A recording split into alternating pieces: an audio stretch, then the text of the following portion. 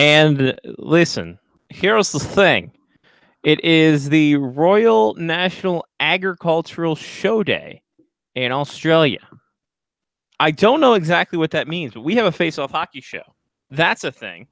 Johnny P went to a fancy little the concerts. He went to another concert of baseball, and now he's doing all the things. And we'll talk about retired numbers. We'll talk about GMs, and we'll talk about all kinds of fun stuff. It's Face Off Hockey Show, giving it to you riggedy raw, son. Next.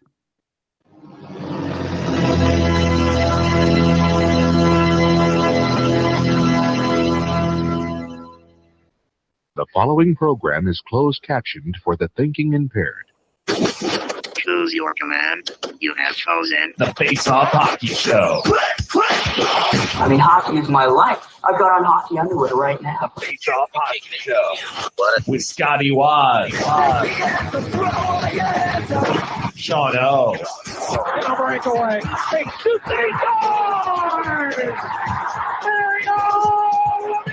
And the P-Boys, Johnny and Mark with the C. Yeah, baby. You believe it not? Yes! Here's your host for the Face Off Hockey Show, Scotty Waz. I'll say this once now. The updates of Windows is a disaster. Welcome to Face Off Hockey Show. I'm Scotty Waz. I'm joined as always by the man, the myth, the legend, the guy you know very well. You know him as Johnny P. Hi, Johnny. Hi, I'm here. Whoa. Am I hot? A little high on the low end there, champ. Sorry about that. I was singing in my kitchen. Yeah. Hootie and the Blowfish, obviously. I heard this, and let's just get started. Get on the good foot and do the bad thing. How was the concert? How was the baseball? How was everything? You had an adventurous weekend. Oh my God, what a week! Yeah. So, Hootie and the Blowfish and Bare Naked Ladies on Thursday night, which everyone I think went to. Everybody I knew went. I was meeting people. People were yelling, "John!" As about 4. I had just walked out of my car. Wow. 4 people in. Amazing. People already knew me. So yeah, that was a lot of fun. They obviously, so I think Merriweather does this thing where they set up the soundboard for the headliner before the opening act goes on. Because Bare Naked Ladies were really low. They were not high on the sound. So they were hard to hear. People were talking. There was a group of 55 to 65-year-old men and women drunk and standing in front of us the whole time. It was amazing. Was it maybe the coke that the lead singer was on thought they were good? That could have been it. I mean, they played the songs that you would have liked. You know, If I Had $1 Million, sure. Old Apartment, Brian Wilson, 1 Week. You know, all those songs. All killer, no filler. Yeah, all 6. They have a new album coming out, so they played a couple songs that no one had any idea or had never heard of before. So is what it is. Is the cokehead guy still in the band? You know, Elon and I were having this conversation because I thought only half of Bare Naked Ladies was around, and he said it sounds like both of the guys are singing back and forth. And I didn't know. I thought half of the group had just kind of broken up and was like, "F this shit o'clock, I'm out." But I don't know. Maybe they're together. It sounded fine. It was what it was. They were surprisingly, they were the lead up band. I didn't even know they were on the show, to be honest with you. So that was a surprise to me. Yeah. So that was fun. We sang, Elon and I sang If I Had $1 Million. A little bit better than Mark and I do because Elon wasn't nearly as drunk. But it still sounded good. I'll say that. It sounded great. Hootie and the Blowfish was fantastic. Great time. Some Hootie. He breaks into some Darius Rucker songs. They sing some covers. Is what it is. Great night had by all. I got on my hat right now. Rocking the Hootie and the Blowfish hat. So that was Thursday. Friday, I didn't go to work. Did not feel like it. So I went out and played golf. Went down to the Compass Point, played some golf. Neither here nor there. I hit the ball around the golf course. Great time being outside. Then went to the 1989 Orioles Why Not game at Oriole Park at Camden Yards. Obviously, well, I mean, not really needed to say, but Matt Death got us into a suite. So we were sitting in a suite with some people that worked for the Orioles. We had half price beer all night long because they could just walk up. So like we would walk up and be like, yeah, we're just going to get 2 beers. And then somebody from the Orioles was like, well, I mean, I have a discount. We can get 50% off. And we're like, we'll get 4 beers. So we're like, yeah, we'll leave by like the 5th inning. The Orioles why not thing was pretty cool. They brought back 12 players. Wow. Close to that, 10, 12 players from that team. And they had like a little question and answer session on the field. They played some of the Orioles why not video on the Jumbotron. All in all, a good time. Then all of a sudden it was the 8th inning and the Orioles are down 3-2. And we kind of stayed for the rest of that game. Chris Davis struck out to end the game, though. Apropos of this team. Yeah, it is what it is. We were really hoping for that redemption song. We were like, why not? And then we go, well, you know what? Since they were celebrating the 1989 team that came 1 game short of making the playoffs that year, you know what? Losing on the last at bat was probably the way things were going to go tonight. It was probably how it was supposed to be written. It was how it was written. And then Saturday, we went out and watched the EPL at 7:00 in a bar all morning long. By the way, your Saturday story, probably my favorite story out of all this weekend. I don't know which part at this point. So Saturday, we start at 7 a.m. We go till 2:00 at the bar, head out of the bar, back to Death's house. Amazing. All of a sudden, we're sitting around and we're kind of running out of beer. Mark was there.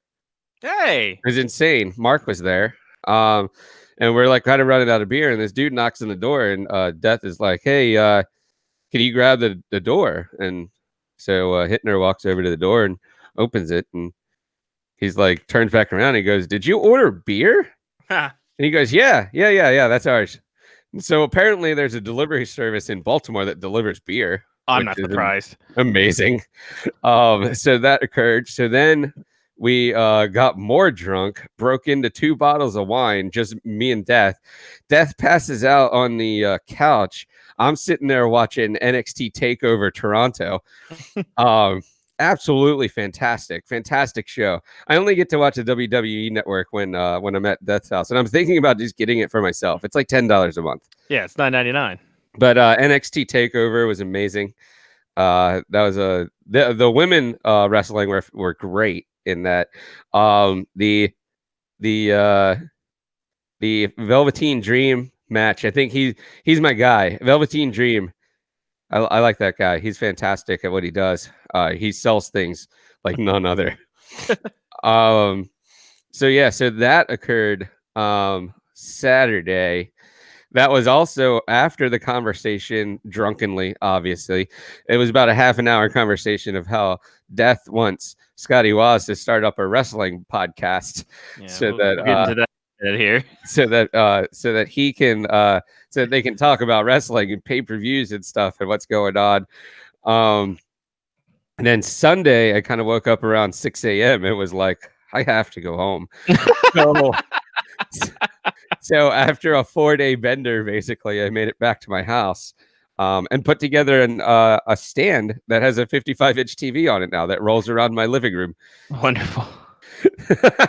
You had a fucking hell of a weekend, man. What a week. And then I slept for 12 hours on Monday night, and I think last night back was to like normal. 10 hours. So my body was like, I don't know what you did this past weekend, but we need to shut it the F down. Let's go. That is wonderful. Yeah, so that was my Saturday. Whew.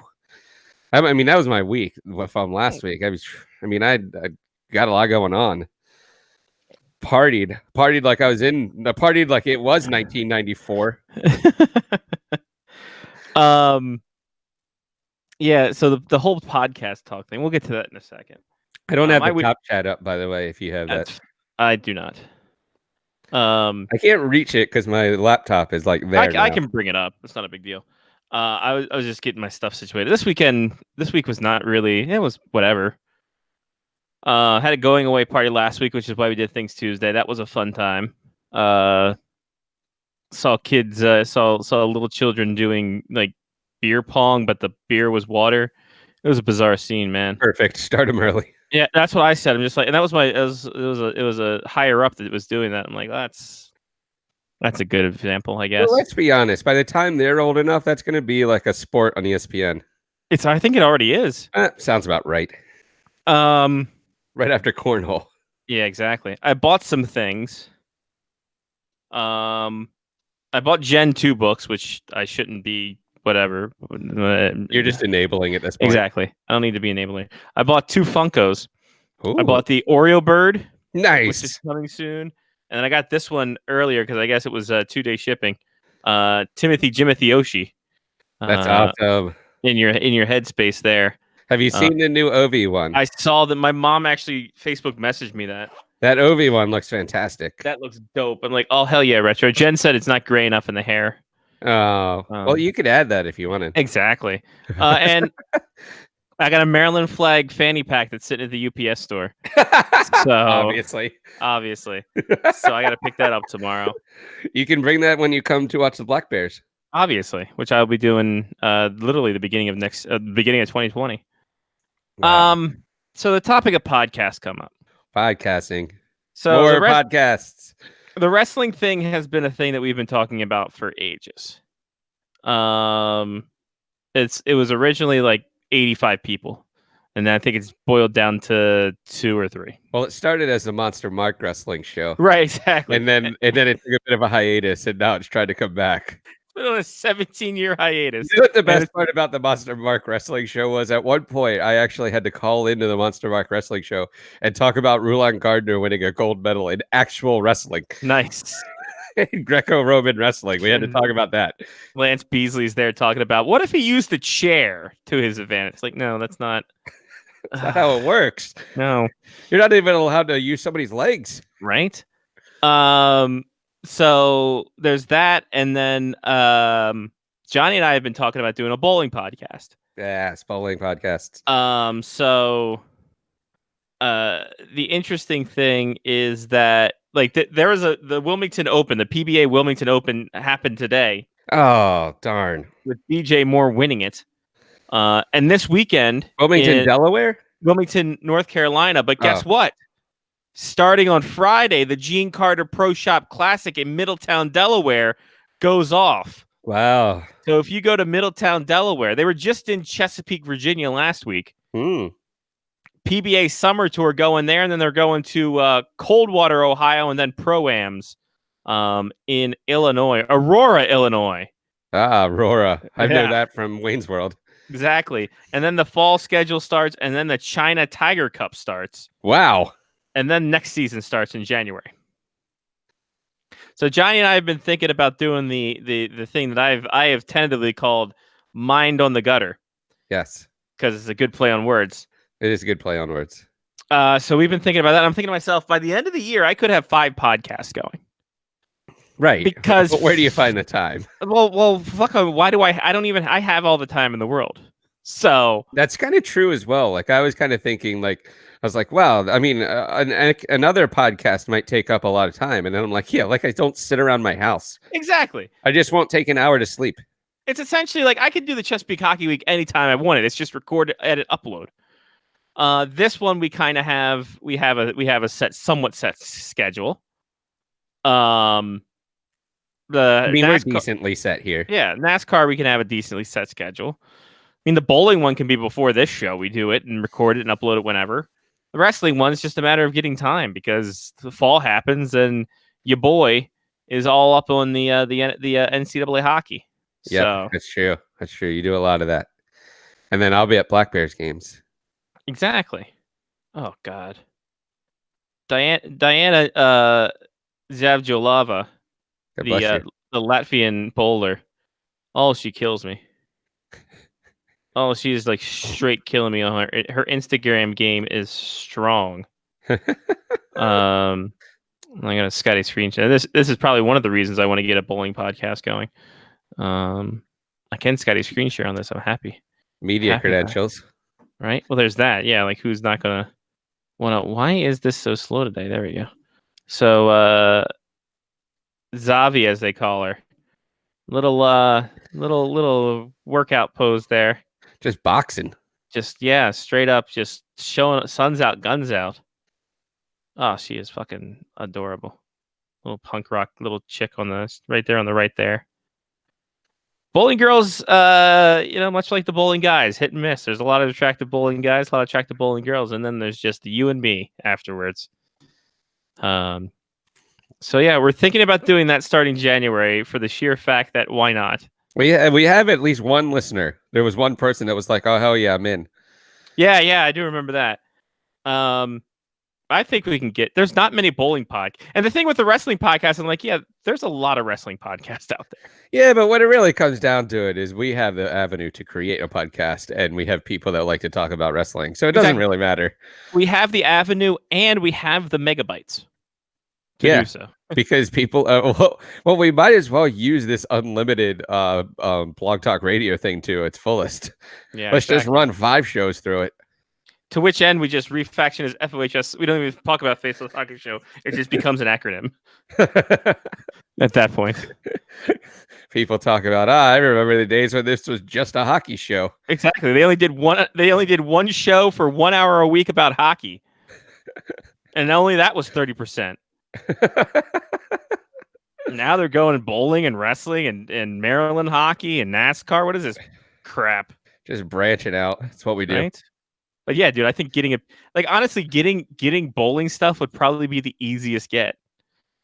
Like and I can drive to Middleton. Like that's like 3 hours away. And I was telling Todd, I'm just like, listen, a lot of these athletes in these lower tier sports, we can get. They probably want the attention. So why are we not giving them the attention? Norm Duke. I saw him. He was that was the special I was telling you about. Yeah. Was that like 2 weeks ago? I watched on Fox. Special about PBA. And then I listened to that interview that you sent me from Jason Belmonte. Started following him on Facebook. And then I went and watched the Dude Perfect things that he did. Because those are fantastic. Yeah. 250-yard strike. It's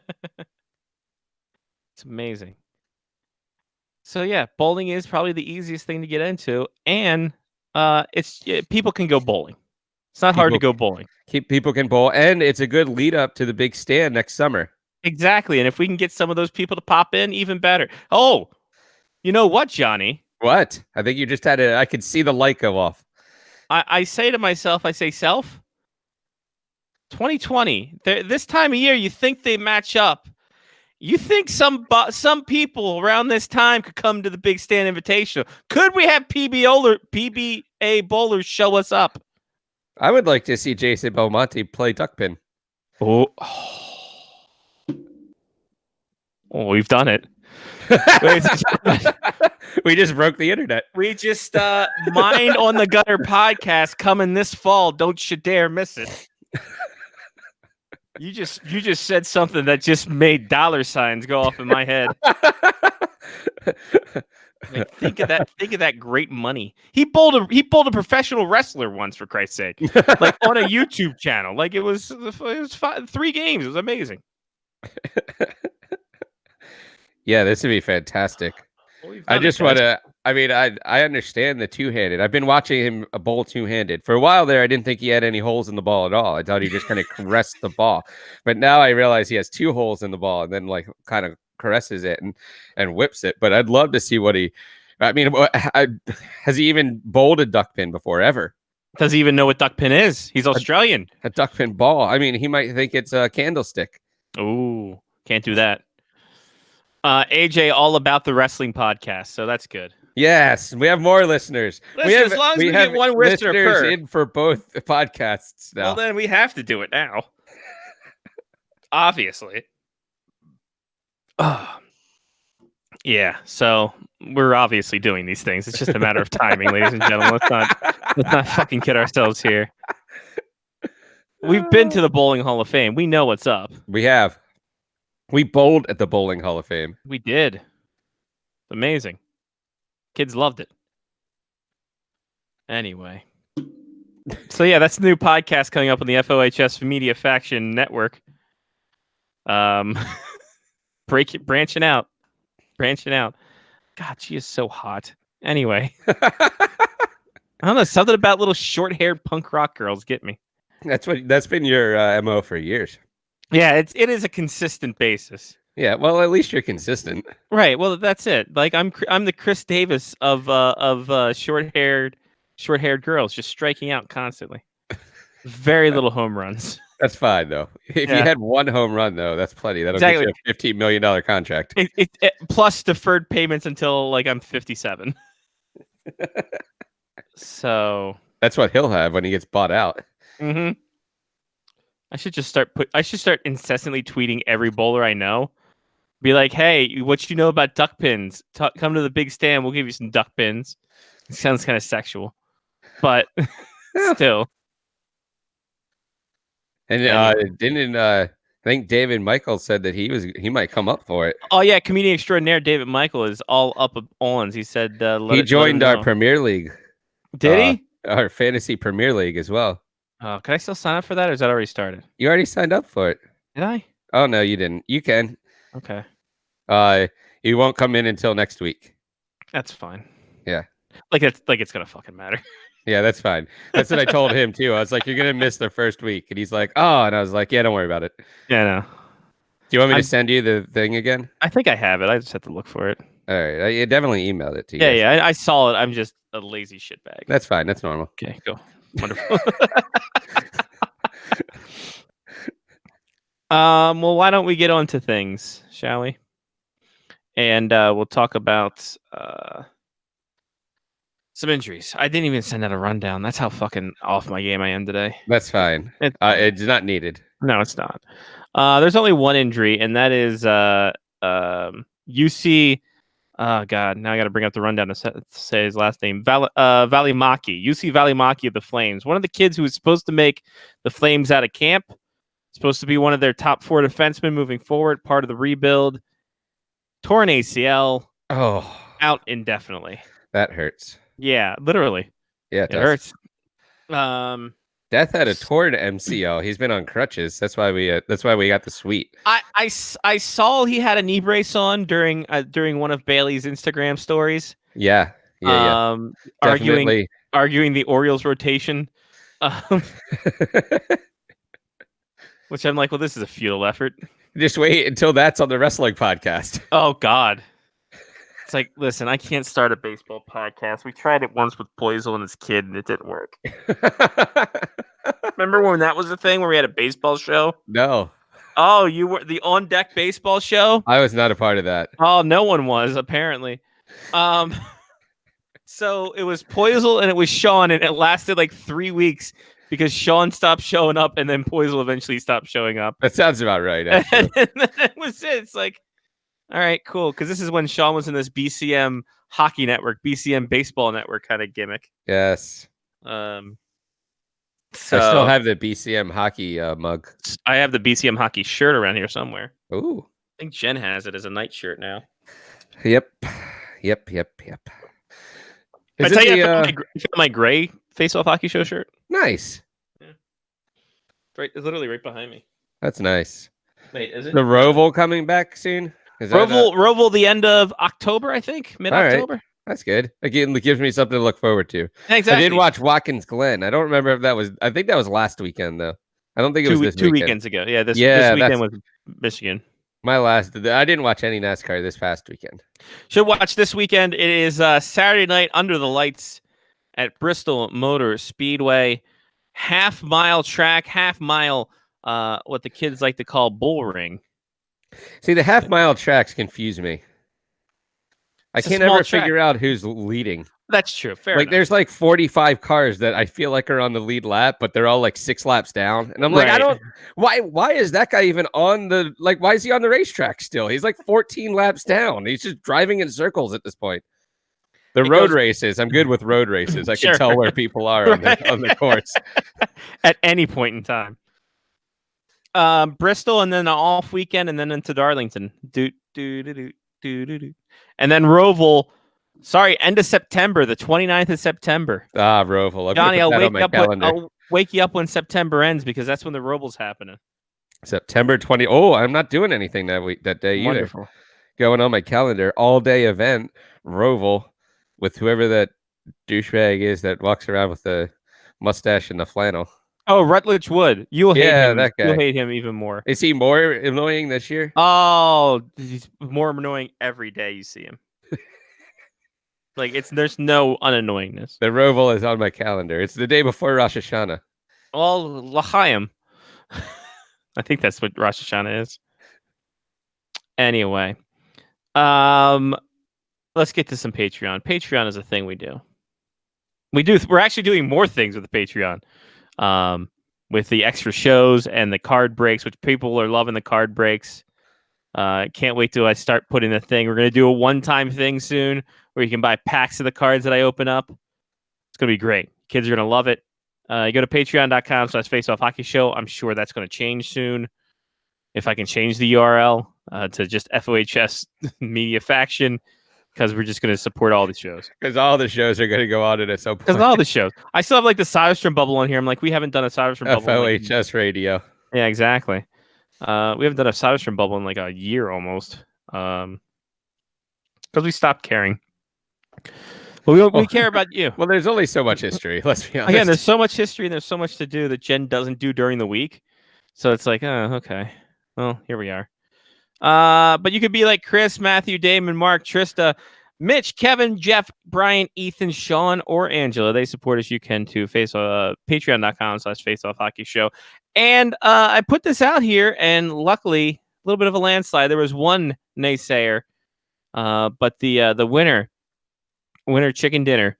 The criteria for retiring a number, and I bring this up because Roberto Luongo is going to have his number 1 retired by the Florida Panthers. Nice. Rightly so.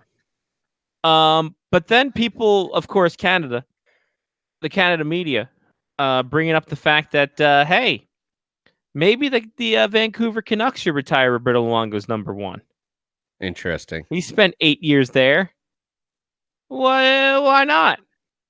And then, of course, we always fall back on the thing that was the most hilarious thing, and that's Ray Bourque playing 18 months for the Avalanche and having his number retired before he was retired with the Bruins. That's true. Very true. So I guess your thoughts. What is the criteria for you? I mean, Luongo played 8 seasons in Vancouver, took him to a Stanley Cup within a win of a Stanley Cup. What say you about a criteria for retiring a number? Because of course we have all those things: retiring a number, a statue, a ring of honor, not the wrestling company, but just literally a honor around the ring of the bowls, not like a toilet bowl, but the concourses. Yes. What say you? Yes. What say you about the retirement number? Because I think that's almost an elite thing. See, I feel like it's kind of overused for some teams. I feel like it should be a team by team basis, unless you have such a generational player like Wayne Gretzky, where everybody retires the number. I mean, from my perspective, I almost wonder if you think that there are other numbers that should be retired by every team as a conversation before you go into like team by team basis.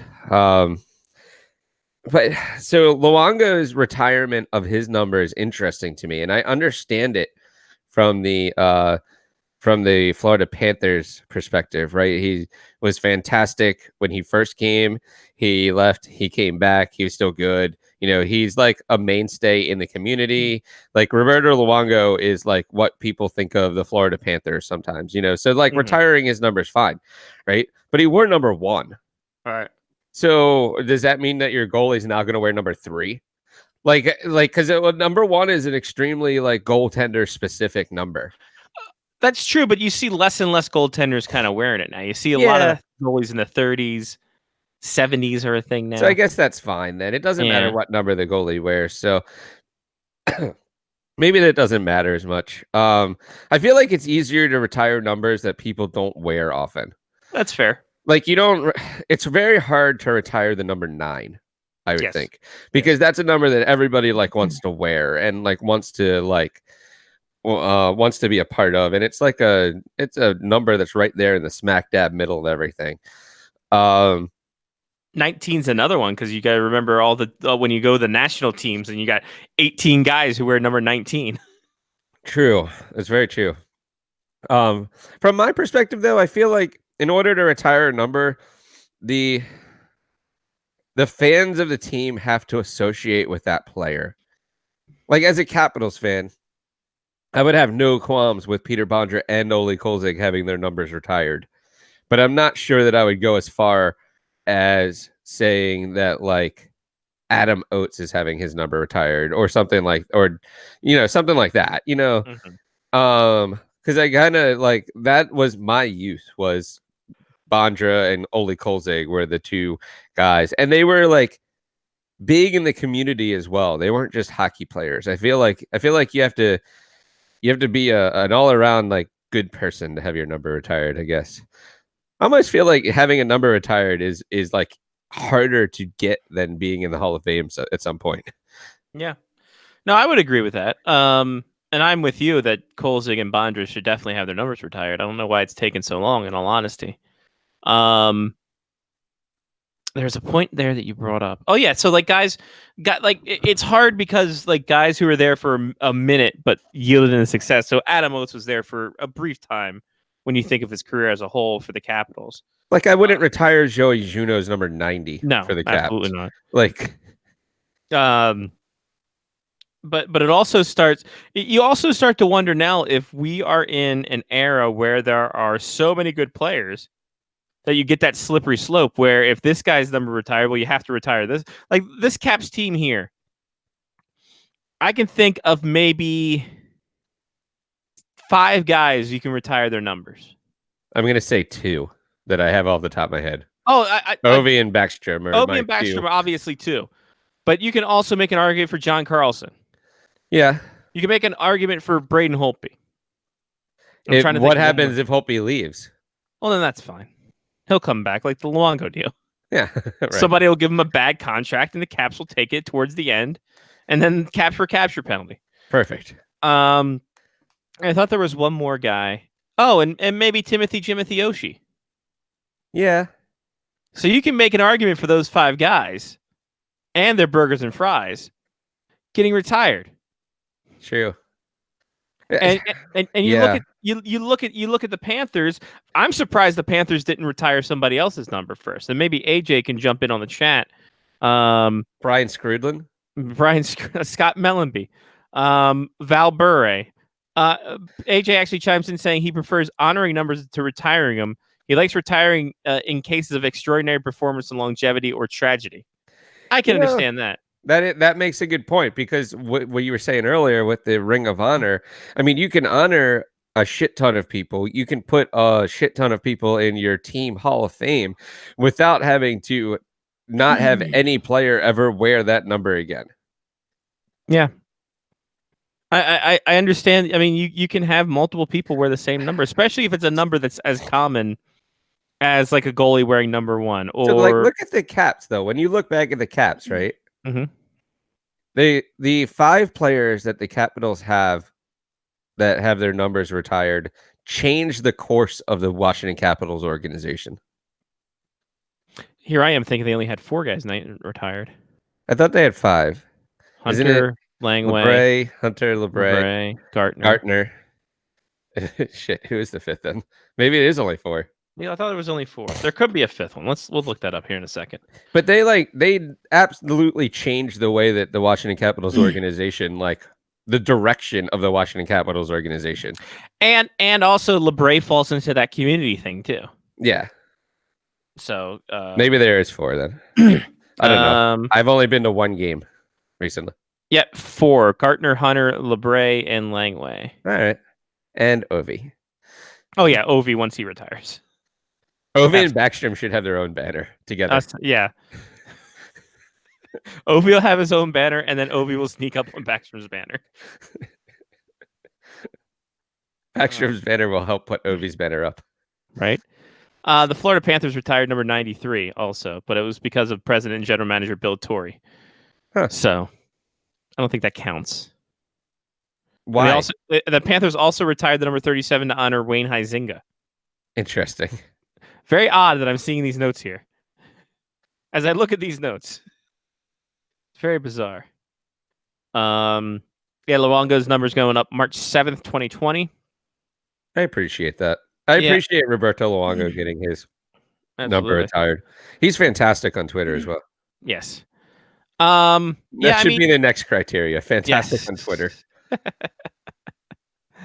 I look at a lot of these the players, and it's extraordinary players. I mean, you look at the Canadians, and it's just like player after player after player.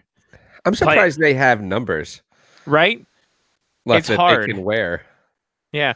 So the numbers retired by the Canadians: 18, 33, 19, 9, 16, 1, 7, 12, 5, 10, 2, 23, 29, 3, and 4. It's a lot of numbers. Yeah. That probably, so when you really look back at that, right? That was somebody that was like, these are really great heroes in the Montreal Canadiens history. We should retire their numbers. And at some point they went, shit, we just retired 15 numbers. But here's the thing. What are we going to do with it? They've got 3 guys who they retired the number for the 2 people. So 12's retired for Ivan Cormier and Dickie Moore. 5's retired for Guy Lapointe and Boom Boom Geoffrion. And 16's retired for Elmer Latch and Henri Richard. The funny thing about all the Canadians retired numbers, every single one of them is in the Hall of Fame. All right. So I'll go with that. I can understand that. Take that. Yes. Yes. Yes. At least they're not retiring every number for somebody who goes into the right. Hall of Exactly. Fame. Then there's no numbers left. So, let's look at more recent ones, Johnny. If we look at more recent ones, we'll get your take on whether they're deserving of it. The Sedins are going in February 2020. Yes. For the Canucks. Yes, they are the Canucks. Mm-hmm. I mean, they're synonymous with the Canucks. Jarome Iginla. Yes. Yep.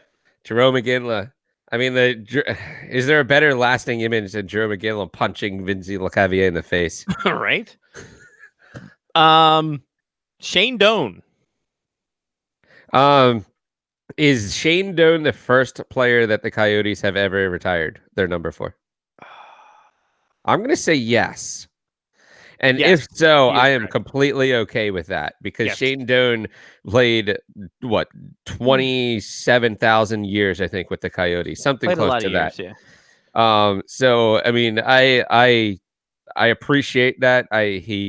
From what I know, I'm sure that he's done stuff in the community. He's not doesn't seem to be a massive dickhead. So I'm okay with that one as well. Yeah, AJ reiterating the point that they've never retired for a player till now. Scott Niedermayer for the Ducks. See, that's a tough one for me. That's a tough one because I would associate him more with the Devils. Devils, yep. But does Scott and Rob also get one banner together? Rob does not.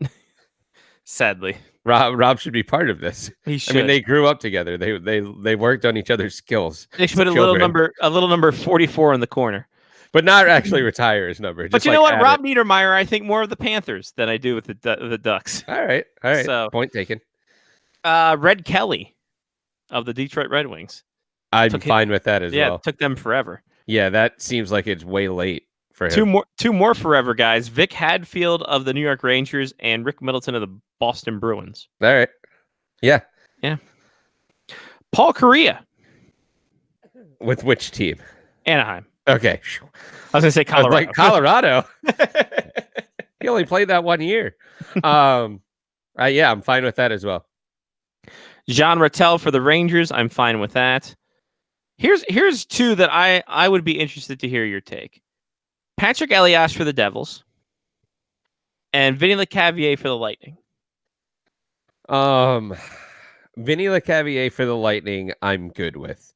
And I'm going to say that I have a feeling that the more recently expanded teams, meaning like after the 70s, I guess, expansion teams, early 90s, maybe expansion teams probably have players that played with them for a very long time throughout their career and put up like shit ton of points for them. And it's that they're the reason that like the Lightning made it to the Stanley Cup Finals in some situation, right? So I'm perfectly fine with Lecavalier. Patrick Elias is an interesting one. As sad as this is to say, and I like Patrick Elias, I don't feel like his number is one that I retire for the Devils. Nope. I think that he was part of a team. That team was absolutely and utterly fantastic, but that team has way more pieces than Patrick Elias to it. Yes. And he Um, wasn't a reason why they won. Like, it was defensive first. Yeah. Like Brodeur, I'm completely and fine with. Like his sure. number, but I don't know about Elias. I feel like that's a tweener for me. That's one of those like I can see why it happened. I don't know if I agree with it, but when it comes down to it, at the end of the day, it's the team that decides whether or not they're retiring somebody's number. So maybe they thought he was a great guy, and they're like, hey, nobody wants to wear 26 anymore, so let's make it happen. Yeah. I think that was his number. Yeah, it was. You're right. Couple more. We'll get to the beginning of this 2017-18 season with Eric Lindros and the Flyers. Yeah, I'm fine with that. Milan Hajduk and the Avalanche. I am fine with that as well. Because see, Milan Hajduk and Alex Tanguay are like close to the same player for me. And only because they were like synonymous with each other. Yes. But Hajduk stayed a little bit longer. Maybe played a little bit longer. Not sure if he needed to, but yeah, I'm fine with it. I mean, they've done worse. Most career games is an Avalanche. Yeah, Milan Hajduk. go with it then. And then finally, Yuri Letnin with the Dallas Stars. That You're you're okay with that? You're okay with I mean, him his number being retired like that? Yuri Lentonen was the quintessential star for most of the aught 2000s. Where's your picture? It's not on the wall. It's on this wall. Why'd you put it on that wall? People can't see it on the show. Well, I'll show it to you. All right, fine. I'll put it over here. I hung it on that wall because that was the place. Whatever. Mark's here. Hey, Mark. That's where it fit best. Yeah. See, there it is. Look at that. That's a nice wood finish too. You need to talk, Mark. Okay, there it is. There's Anton Volchenkov. So I hear. That's what I've been told. It's autographed as well. It's actually, if you take the back off, the certificate of authentication is inside. Nice. Oh, sweet. I didn't know it was like actually. Yeah, it's a real autograph. I had told Valchekov that I got off eBay. That's delightful. Then I didn't realize that. What do you think? I just did it myself. I mean, Well, Mark could have told. Printed one off that had the signature on it already. No, that was an actual deep down purchase. Yeah, that was a drunken purchase one night after a show. Jesus. Mark, what are your criteria for getting a number retired for a player? Significant contributions to the team, and it's significant. I'd say over 75% of someone's career spent with the organization. I don't like. Didn't Ray Bourque his number get retired by the Avalanche? Yeah, 18 months he was there. Yeah, that's no. Well, no. then how do you feel about Scott Niedermayer and the Ducks? Yeah, the majority of his career was in New Jersey. Did New Jersey retire his number? That is a great question. But I mean, I think I'm okay. I'm okay with that, I guess. Because Jersey was remembered by the Devils before the Ducks did it too, so I'm fine with that. Yeah, that's good. I mean, I was his contribution to the Ducks as significant. I mean, is Teemu Selanne, I guess, is going to be retired by the Ducks at some point soon. Oh, he already has been. Okay, I was going to say. So, Yeah, okay, I'm fine with this. No, my question is, do we need to keep retiring numbers? Because at some point, I mean, it's not going to be anytime soon, but at some point, when 20 different numbers have been retired, 25 different numbers have been retired, it's going to start making an impact. Well, we came to this too because we looked at the Montreal Canadiens, who've retired almost every number they have. At least the ones like 1 through 20, a lot of it's retired. And then I'd look at how much of a slippery slope is it for a team? Because I look at this Caps teams, there are 5 guys that can have their numbers retired. 2 for sure, and 3 you can make arguments for. Mm-hmm. I mean, Ovechkin, Backstrom, Carlson, Holtby, and Oshie. Maybe Oshie might be on the fence a little, depending, because he'll finish out his career in DC. I mean, if he plays out his contract, he's got a shot maybe at retiring his number. But he'll go to the expansion draft and get picked up by his hometown Seattle team. Ovechkin and Backstrom obviously are locks. They're gonna get still has to have his number retired. Yes, we were talking to Ovechkin, or for Kolzig and Bondra have to get their numbers retired. So, yeah. So just with those 4 locks that we know are happening, Shink. you've almost doubled the amount of numbers that the Caps have retired, and it's only been 40 years. See, Mark thought it was 5 as well. I thought it was 5. It's really only 4. No, it's 5. Gartner. Yeah, no, Gartner, Hunter, Langway, LeBray. That's it. Oh, I could have sworn he was the 5th one. That's what I thought too. Nope, I was 4th. wrong. Okay. Because you guys that had me second guessing. I'm like, no, I think there's only 4 of them. Gartner was the last one to be retired in 2008. So it's been over 10 years. It's been almost 12 years since the last number retirement. It's about time, Caps. Raise it. I have the pin. Raise that banner. I was at that game. Yeah. I had a That's why- mustache and I didn't even realize. Nice. Nice. Yeah, Mark invited me. That was the New Year's Eve game, I believe. Mark was on crutches, and because after I think that was knee surgery 1, he wanted to go to the game. We got the handicap seats, which are some of the better seats in the whole place because you have a lot of room to work with. And I show up at Mark's house. I'd shaved into a mustache for no reason whatsoever. And he looks at me. He's like, "Nice touch." And I was like, "What are you talking about?" And then he told me it was Mike Gartner retirement night. And I was like, "Yeah, hell yeah, I did this on purpose." Yeah, absolutely, I did. I definitely went to the game with the mustache. I'm wondering Full on mustache. I'm wondering who you guys think the 5th guy might have been. I don't know. I had a feeling there were 5 guys. I have no idea. You're hungry for burgers. Maybe. The reason why I thought it was 5 was because I didn't realize Gartner's number got retired 10 years ago. I thought it was more recent than that. Oh, okay. Because in my mind, I remember seeing 4 banners when I used to go to games. Right. And then I knew Gartner's number got retired, but I thought that was like toward the tail end of me having season tickets. So I expect in my mind, I remember there being 4 banners for a really long time. Maybe that it was fifth- the that- Stanley Gartner Cup must have been the Champions banner I that was going to say that added. 5th banner is the Maybe. one that's behind you. Yeah, maybe.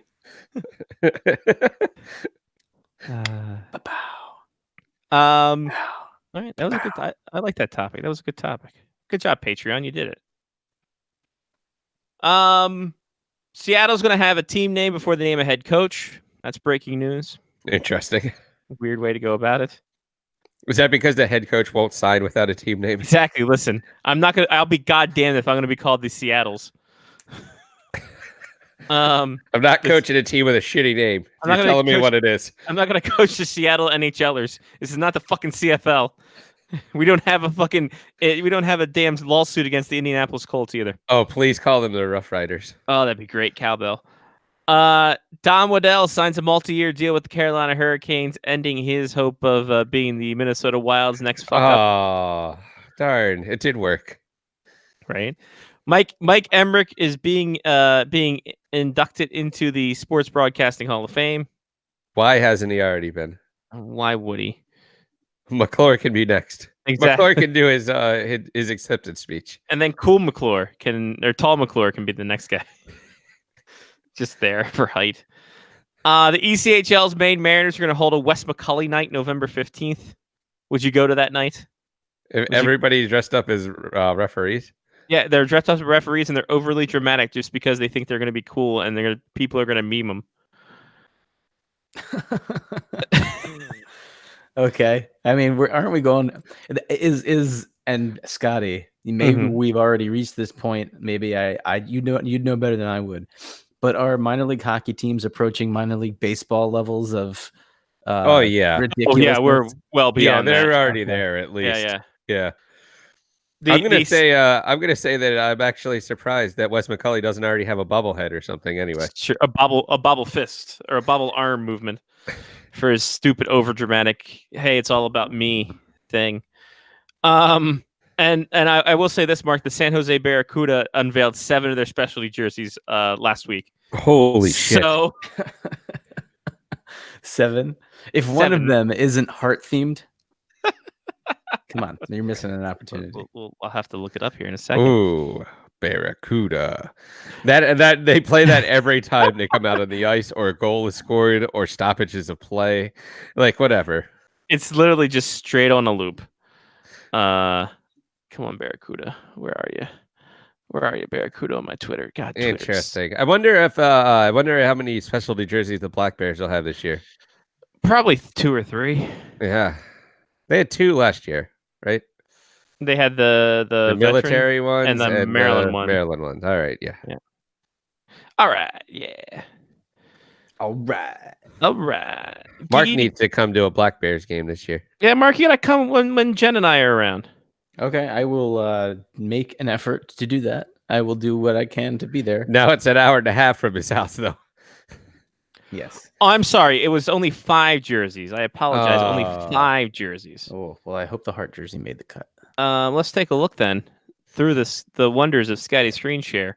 We will go ahead and yeah, screw you, Hangouts on Air not working anymore. Yeah. So here we go. We got the Hockey Fights Cancer night. We have the 408 night, the San Jose Churro night, the 5th anniversary night, and the Country night. No as heart you can night. tell here, no Heart night. But you have a jersey that has a churro and a cowboy hat on it, which I appreciate that that's jersey. wonderful. I also appreciate the vest and the plaid. Yes, That's a great jersey as well. you might as well have called that the Old Town Road jersey. Just boy. hope they play that all the time. Yeah, So that and Barracuda. Give me never mind. What's up? They all those jerseys did not seem related to anything. So what was the Barracuda? theme? Yeah. Well, it's all right. So let's. They go have a back to- churro night. So they have the churro night. Obviously, it's for Churro Appreciation Day. Yeah. Hockey Fights Cancer night is Okay, Hockey so Fights just a pink Cancer. jersey. I get that. Yeah, purple. Then you have the San Jose, California. That's the 408 night. So they're honoring San Jose where they play. So 11. Oh, okay. Got it. 408. 408. I feel like I think it's the area code. I feel like area code 408 and area code 410 should not be on other sides of the country. Right? Yeah. What the hell? Doesn't seem they didn't. This Is phone thing didn't 409 work in out. like Idaho? Listen, like- Alexander Graham Bell does not know what the fuck's going on. He's spinning his grave. The 5th anniversary night. That's 5th anniversary. Is that Understandable. just an old jersey that they had? That's just a V with the Barracuda logo in the middle. All right. And then the country night, yeah, that's kind of weird. I guess they're just having like a country night. Maybe a local country performer is going to be there. That one probably out of all of them, and maybe the churro out of place. I don't understand the churros, but I mean, San Jose is close enough to Mexico, right? No, I think they're NorCal. Well, I mean, they're They're closer they're to middle Portland than Cal. they are. Are they Middle Cal? They're below San Francisco Okay. because I'll be in San Francisco. Oh, in because September. okay, so the San Francisco Giants became the San Jose Giants minor league baseball team became the San Jose Churros. So they're celebrating the minor league baseball team celebrating the churro. So Wait.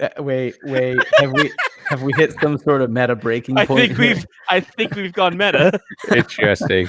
The minor league hockey team is having a night to honor the minor league baseball team, who's who's having a night honoring to honor the churro. Yeah, but I can't wait until the night where they both play on the same time and they honor each other with jerseys that night. Because the Churros are going to be wearing the San Jose Barracuda heart jerseys. I'm not gonna lie. The best part about like minor league baseball gimmicks is the fact that I didn't buy one, but I should have. The old Aberdeen steamed crabs.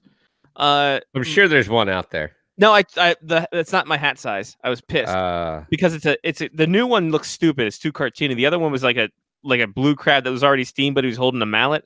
That was pretty rad. And then the Mexican Heritage Nights, the Bowie Bay Sox have like a ghost crab, and I'm like, that's fucking awesome. I want a ghost crab on a hat. And it's like teal. I'm like, this is very bizarre for Bowie.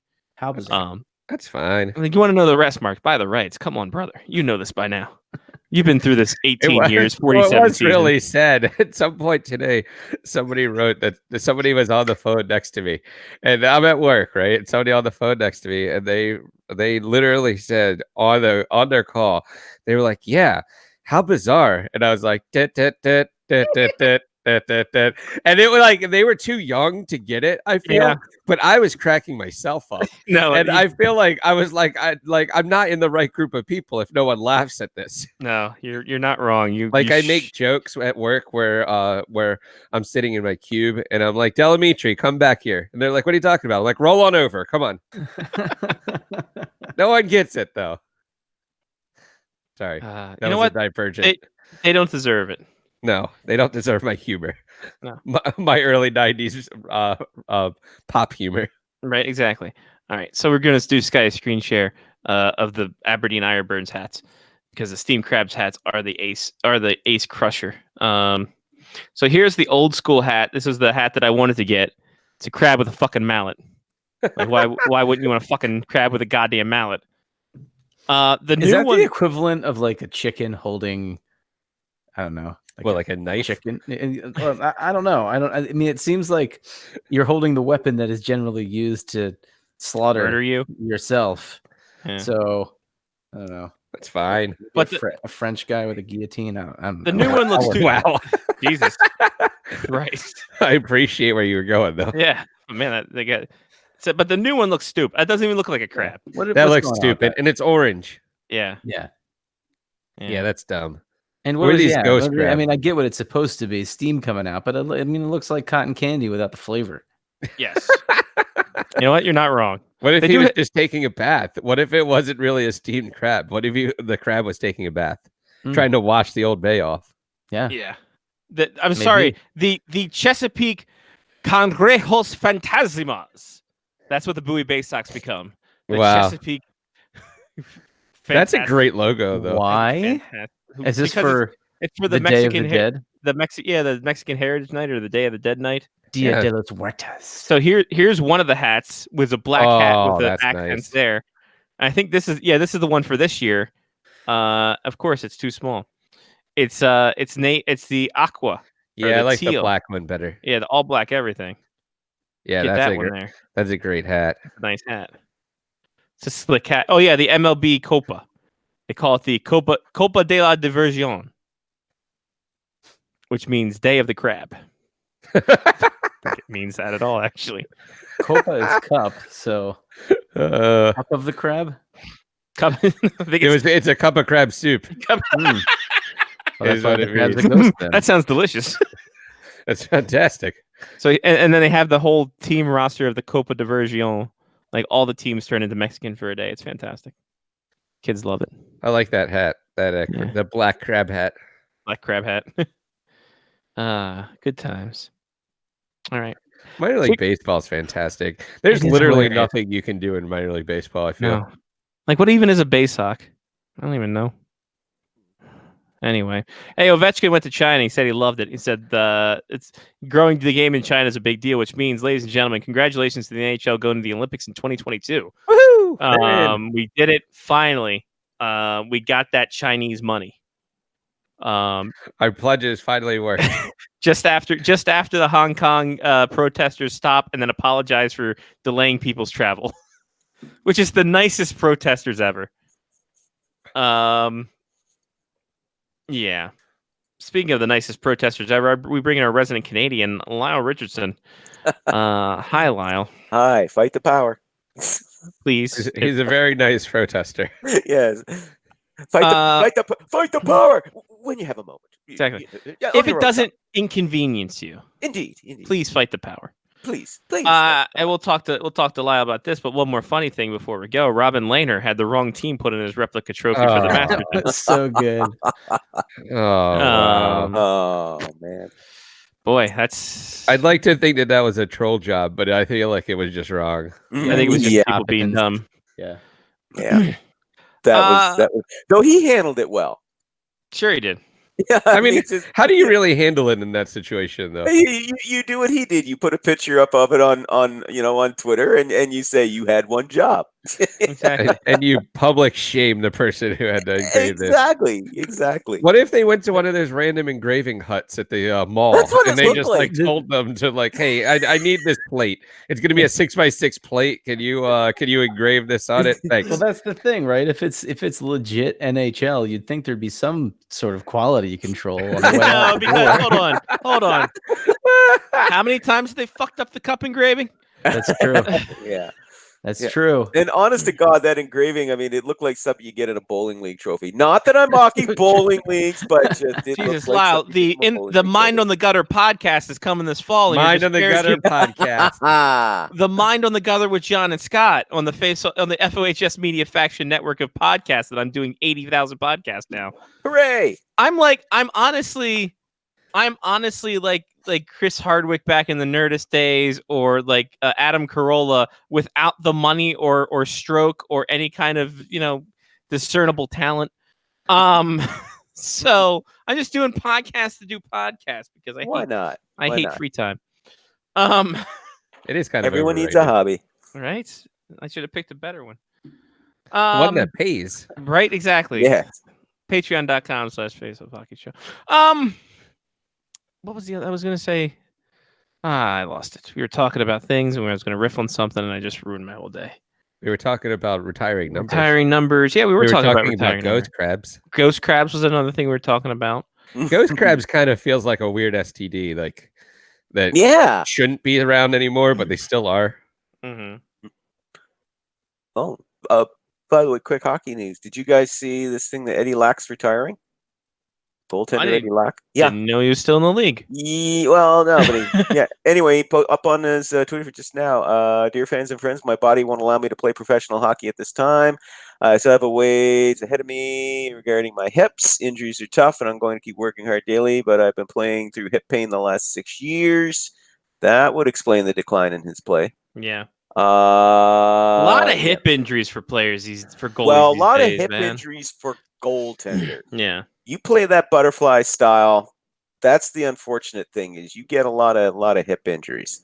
I feel like that's the same note that Mark sent to his fans when he retired as Yeah. well.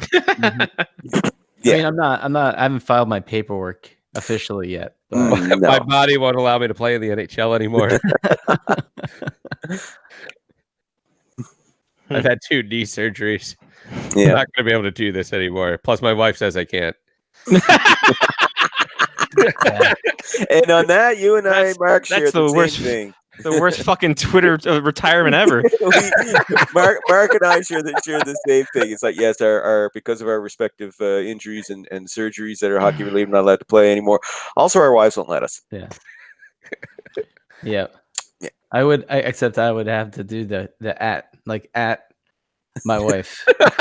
I'd be like, My 'cause wife. at my wife says I can't, Oh boy. and then let her get the retribution. Well, mind you, though, in my wife's defense, I mean, she has a good reason to feel that way because she had to basically take care of me for 3 months when I was laid up that long, recovering from my crushed leg and crushed ankle. So I can certainly understand why she doesn't want me to risk that sort of thing because she doesn't want to look after my whiny fat ass again. Well, That's It's a lot why. harder to recover when you get older as well. it's true. Yeah, there is that. When you're 7 years old, it takes longer to recover. Yeah. Especially from 4 days of drinking. We went through that earlier. So. Yes. Yeah. My missed youth. My misspent youth. Ah, well, it was fun while it lasted. Mm-hmm. Mm-hmm.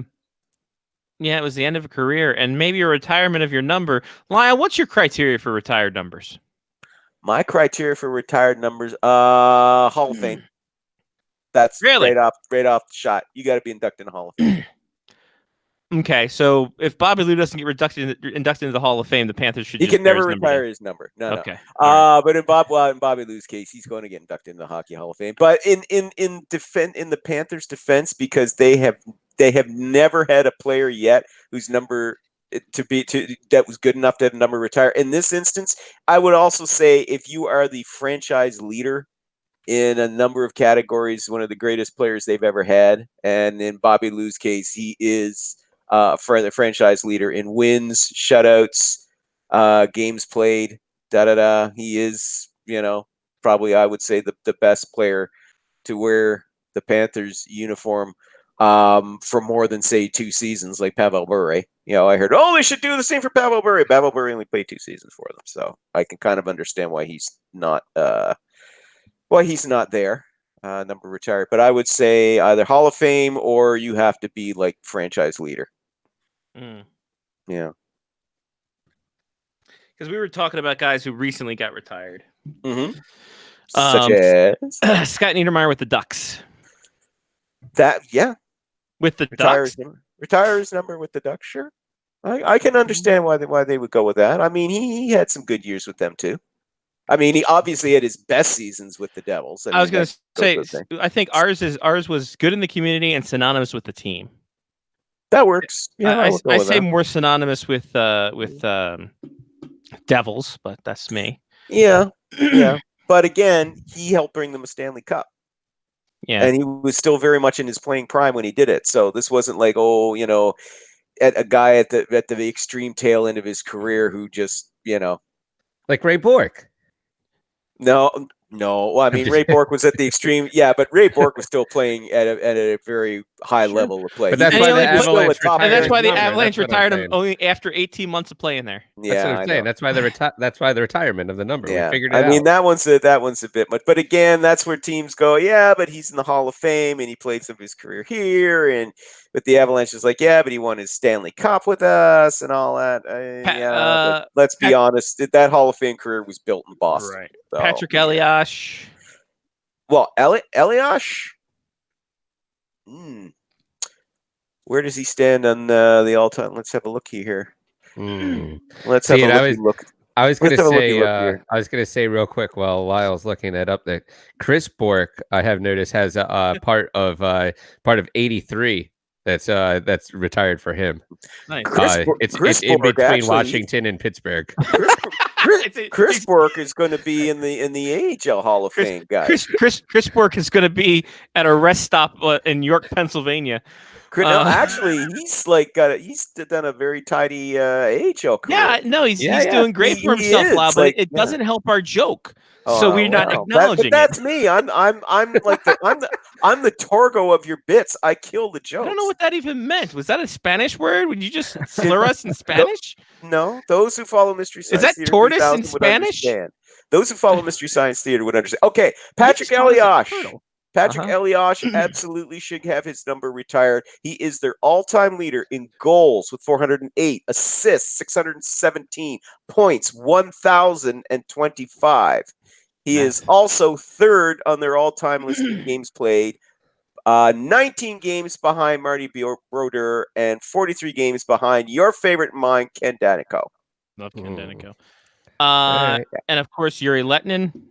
Obviously, a guy who's had his number retired. Yes. Should be retired. Should be. Yes. Yuri Letnin. Oh, my God. Yuri Letnin was one of the best two-way forwards, certainly one of the best defensive forwards in the game back like 20 years ago. Yeah, which is so funny to say that. 20 years ago! But he was one of the best defensive forwards in the game. Certainly one of the best Dallas Stars of all time. So not Hall of Fame bound, though. Probably not. He maybe gets in like the long time wait, like Guy Carbonneau, many years afterwards. I don't know. Oh God, Guy Carbonneau's getting in this year. I forgot. Yeah. Wendell That's Clark a should guy, be in that's the a guy getting into the Hall of Fame based on his career with the Habs, his long career with the Habs. That was when he was at his prime. In his prime, he was one of the best defensive forwards in the game too. When's Wendell Clark getting in the Hall of Fame, Lyle? Never, Hmm. never. Not that like I said, he's one of the greatest Leafs of all time. I love Wendell Clark, but sorry, I don't believe he'll get in the Hall of Fame. Then again, you never know. You never know. There have been some puzzling choices in some cases for the Hockey Hall of Fame. Yeah. Some you sit down, you go, okay. But Adam, I'm looking at this list of retired numbers throughout the league. Very few guys have not been in the Hall of Fame. Oh, absolutely. Yeah, I mean, you could say most. Yeah, Clark, most of them Adam Foote, Brenda Moore, Naslund, Glenn Wesley, Adam Graves, Trevor Linden, Keith Magnuson, Mike Vernon, Ken Danico, Danny Gare, Mike Richter. How is Mike Richter not in the Hall of Fame? Hold on a minute. Yeah. He's really not in the Hall of Fame? He's really not in the Hall of Fame. How about that? Huh. I feel like a goose. I thought he was already in. I thought he was first ballot kind of guy. Nope. Terry O'Reilly. But Adam Graves is. Yeah, Michael Briere, Minnesota Wild fans, how they're not in the Hall of Fame, I'll never know. Dale Hunter, he should be in the bathroom Hall of Fame. He's in my bathroom Hall of Fame. That's kind of gross. We shouldn't. You could have left off Hall of Fame. Oh, Frank Finnegan. How's Frank Finnegan not in the Hall of Fame? Just on that name alone. Right? Is Exactly. he in the Irish Hockey Hall of Fame? He should be. He's in the Potato Famine Hall of Fame. He found a way. He found a way to survive without a side dish. Really, the Irish died because of a side dish. It's terrible. Chris Drury doesn't have his number retired, nor probably, maybe Little League Baseball. But he also wasn't allowed to speak to the Minnesota Wild about their GM position. Good idea, bad idea? Did the Rangers just save Chris Drury from himself? Did the Rangers just save Chris Drury from himself? Yeah, for not letting him interview with the Wild because it's a garbage fire. Yeah. No. Honestly, I just think that they consider him far too invaluable to lose. Sometimes you get guys that are just like your invaluable right-hand man. You don't want to lose them to another team, and maybe he doesn't want to go. Because that could just be a simple thing of, listen, Chris, the Minnesota Wild are interested in talking about their vacant GM position. Would you like to go? And he may have just said, no, thanks, but no thanks. And that would have been the end of it. So, and sometimes it's just a simple case of teams being greedy and going, no, he's our guy. You can't talk to him. So. It is Little League World Series time of the year, so It is. We are getting to the gritty. The gritty. Oh my God! Mascot. I don't gritty. want to see the Flyers mascot busting into my room here. Come on. Why not? Because I don't. Why not, Lyle? What do you got against gritty?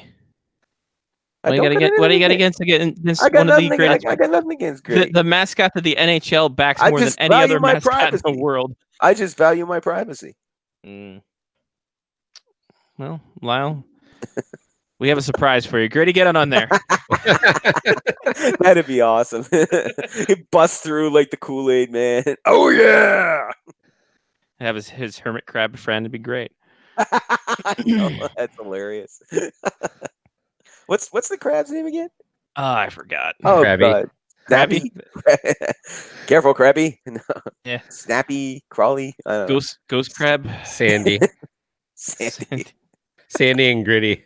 Oh man, that's probably named it something elaborate. Alexander Graham Bell. Yeah.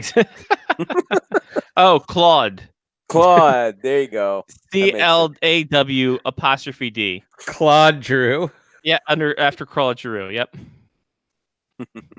Perfect. Wonderful. They're doing great. Oh yeah. Good points for originality. Absolutely. Lyle, two stories that are kind of relatable. Who would have thought that the Flyers would be winning the mascot war at this I know, point? right? Well, they haven't been winning on the. I was going to say they got to win somewhere. So, yeah. So if you got to win somewhere, you might as well crush it when it comes to mascots. Perfect. Two relatable stories here, Lau. One could intertwine with the other.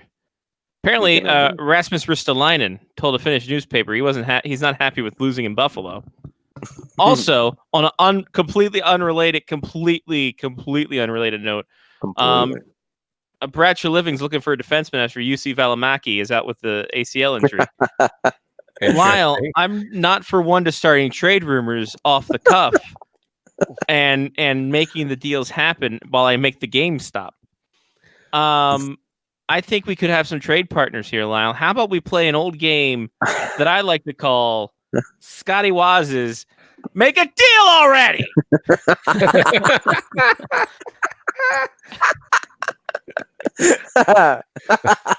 And what do you propose goes in this deal apart from Ristolainen to Calgary? All right, Ristolainen, obviously. Here we go. central Make a piece. deal already. Music. Yeah, please. There it is.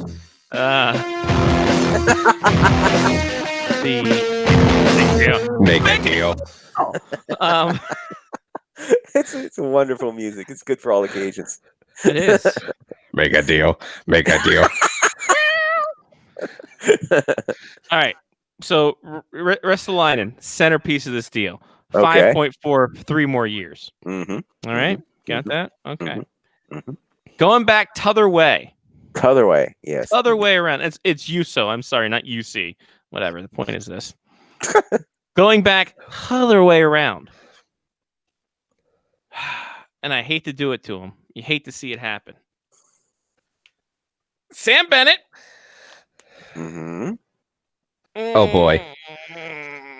Rasmus Anderson. Why? Because they have to have a Rasmus on the team. Yes. It is because it is Sabres law. It is. And John Gillies.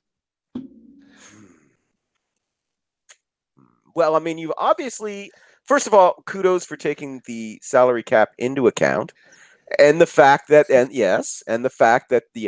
do still have to re-sign Matt Tkachuk. So you've taken that into account to make sure that there's cap space available. Well done. How many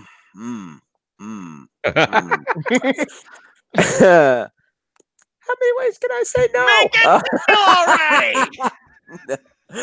Problem with that. I always like it when Dr. Sam Bennett is part of trades.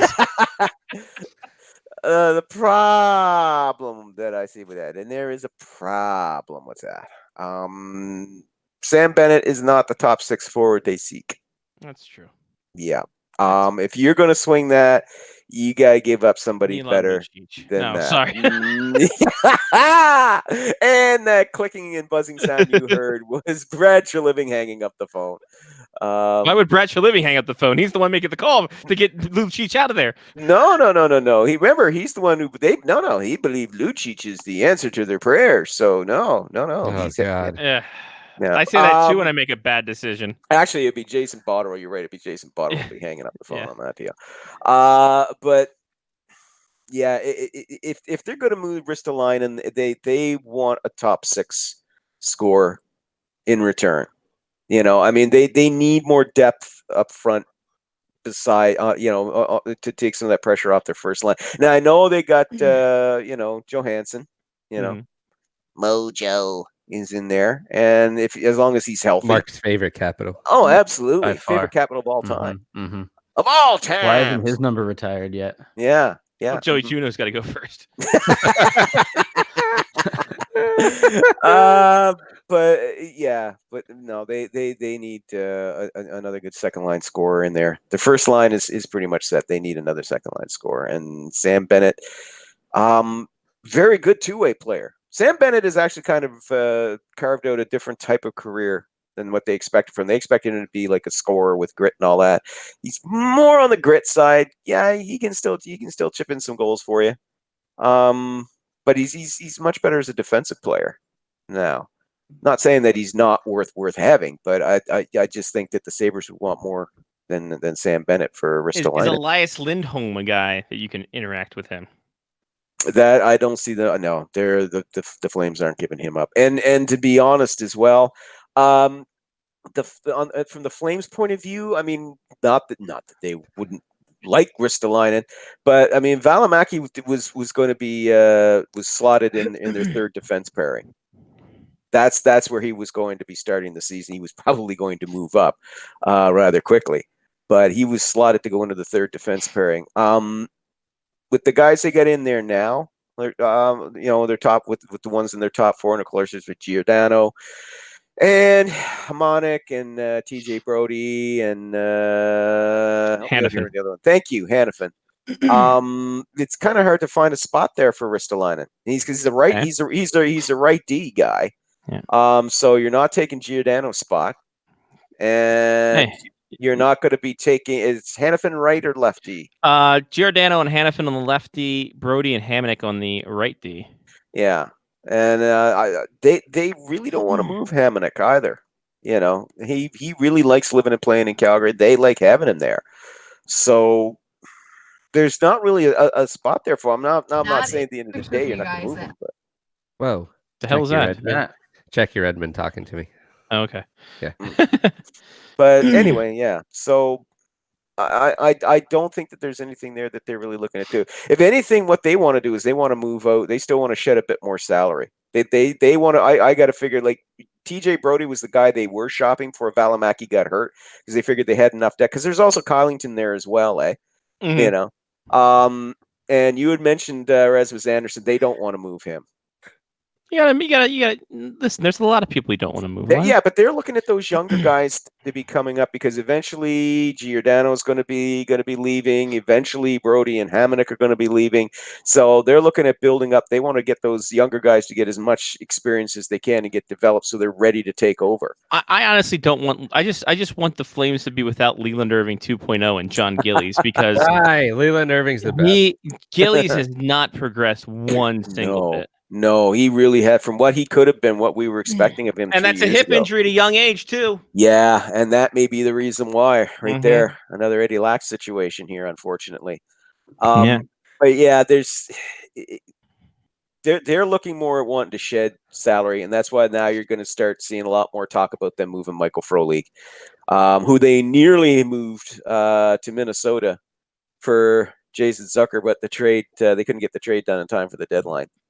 The trade deadline. Can you imagine they pulled that off? The holy crap! Yeah. Like that's yet another reason why Paul Fenton is not general manager. They should be thanking their lucky stars that deal didn't go through. Yeah, holy Flames lost in 6 games instead of 5. The Flames would have done better than that, but still, they still would have come out the better end of the deal with that. Holy Jesus! Was Zucker there? Are you kidding me? Woohoo! But anyway, so they needed someone to score because no one was fucking scoring. That was crazy, man. But anyway, so yeah, I mean, while I like you thinking, and again, points for taking the salary cap in mind and the need to re-sign Tkachuk, but at the end of the day, there's not really a fit there. The team I think could really use him is Winnipeg. Winnipeg could really use him. Could they ever? But can you move a guy like Nikolai Ehlers or Matthew Perreault and a younger guy like Jack Roslovich in the deal? In order to do that, because you got to figure that if they want a young scorer, or top 6 scorer, well, Ehlers would probably fit the bill there. But they're looking more at a right side guy, and Ehlers is mainly a left side guy, left wing. If you're looking at Perreault, well, he's in his early 30s, two-way guy, but he gets hurt a lot. So you're going to need to throw Roslovich in the deal, and I don't think that Cheveldayoff wants to do that. So. And again, of course, even if you move that salary and you put Ristolainen in there, well, now you still kind of could be close, tight balancing act there, trying to squeeze in Line A and Kyle Connor. So, but I'm just saying though, they really could use, Ristolainen. Yeah, there's a deal to be made there. Ristolainen will definitely, is. Yeah. Well, I think that he's probably. If he hasn't asked to be traded, I think that they probably one way or the other. He's either asked to be traded or they told him they're shopping him, and he may not be in Sabres training camp when it opens. He might be skating somewhere else. Boy, that fucking right side for the Jets is weak. Isn't that just, eh? Oh, Bufflin then goes to Neil Poink and then Sammy Niku. Yeah, and that's where they could use a guy like Ristolainen. Mm-hmm. Maybe, like I said, maybe Cheveldayoff surprises us, and he can, he gives up. Maybe he can convince the Sabres to take Ehlers or does something else. Maybe he goes way off the charts and trades away Line or Connor. But I don't see him doing that. I don't see him doing that. Connor meshes in way too well on that first line, and Line they just need a good center for him because a sniper like that you don't let go. And you got to take into account the guys like. You look at the system for the Jets, and their system's dog shit too. Like JC Lapon has been trying to make this team for at least 8 years. Like for fuck's sakes, like he just is hanging out with the Moose, just constant. They need goaltending too. The Jets. They got goaltending. They got Hellebuck. Yeah. Who last year? Yeah, a bit of a letdown, but I mean, he's due for a bounce back, though. Remember, Vezina finalist the year before that, so come on. Yeah, well, guess what? Jim Carrey won a Vezina. That's so true. It's not fucking... For The Mask. Right? Yeah, for The Mask. Yes. He won it for The Mask. Not Ace Ventura, but The Mask. But this was more than just Hellebuck being a one-year wonder, though. I will say this. Hellebuck, every time I saw a highlight of him, the puck was behind him, and then he reacted. That was... I don't know what happened last year. Boy, there's some dysfunction at the junction there with the Jets. There really is. They weren't the same team they were the year before. No, they had pretty much the same cast. Okay, so Paul Stastny wasn't there.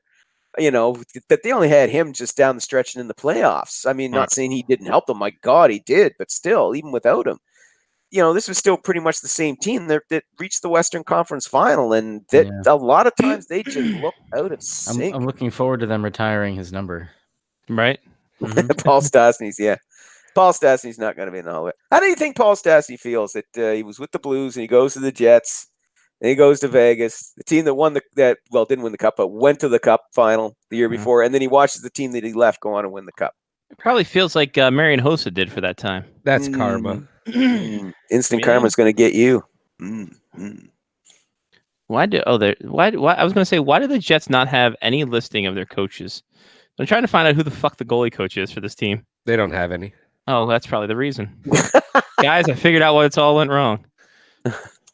By the way, if you're scoring at home or if you're alone, Italian Olympic goaltender Jason Muzzatti is now the new goaltending coach for your Carolina Hurricanes. Perfect. Oh, and Wade Flaherty is entering his 6th season as the goalie coach with the Winnipeg Jets.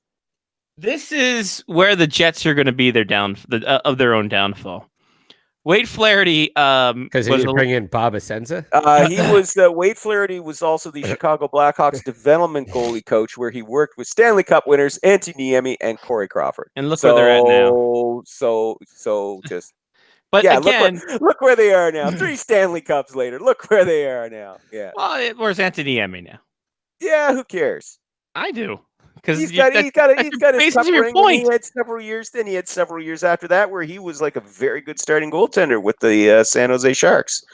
And Corey Crawford. Hey, 2 Stanley Cups. Sure. Julian Edelman, best wide receiver in the world. Wait, no, that's his system. The system makes him better. Amazing how a system makes a player better. My God in heaven. Yeah. You like all those trap years. Why? Offensively, the Devils are the best. Why are you dumping on Wade Flaherty? Because Wade Flaherty, because he was the Moose goaltender for 12 years. They're like, oh, fucking give him a gig. Sure, let's fucking give him a goaltending gig. They can retire his number. Exactly. He's entering his 6th season. Yes. How many? Chris Mason was there. Yeah, look, Connor Hellebuck. Yeah, Vezina Trophy finalist in 2018. Oh, again, Lyle, they throw Vezina Trophy candidates out there anywhere. Yeah. Again, a system. Yeah. System team.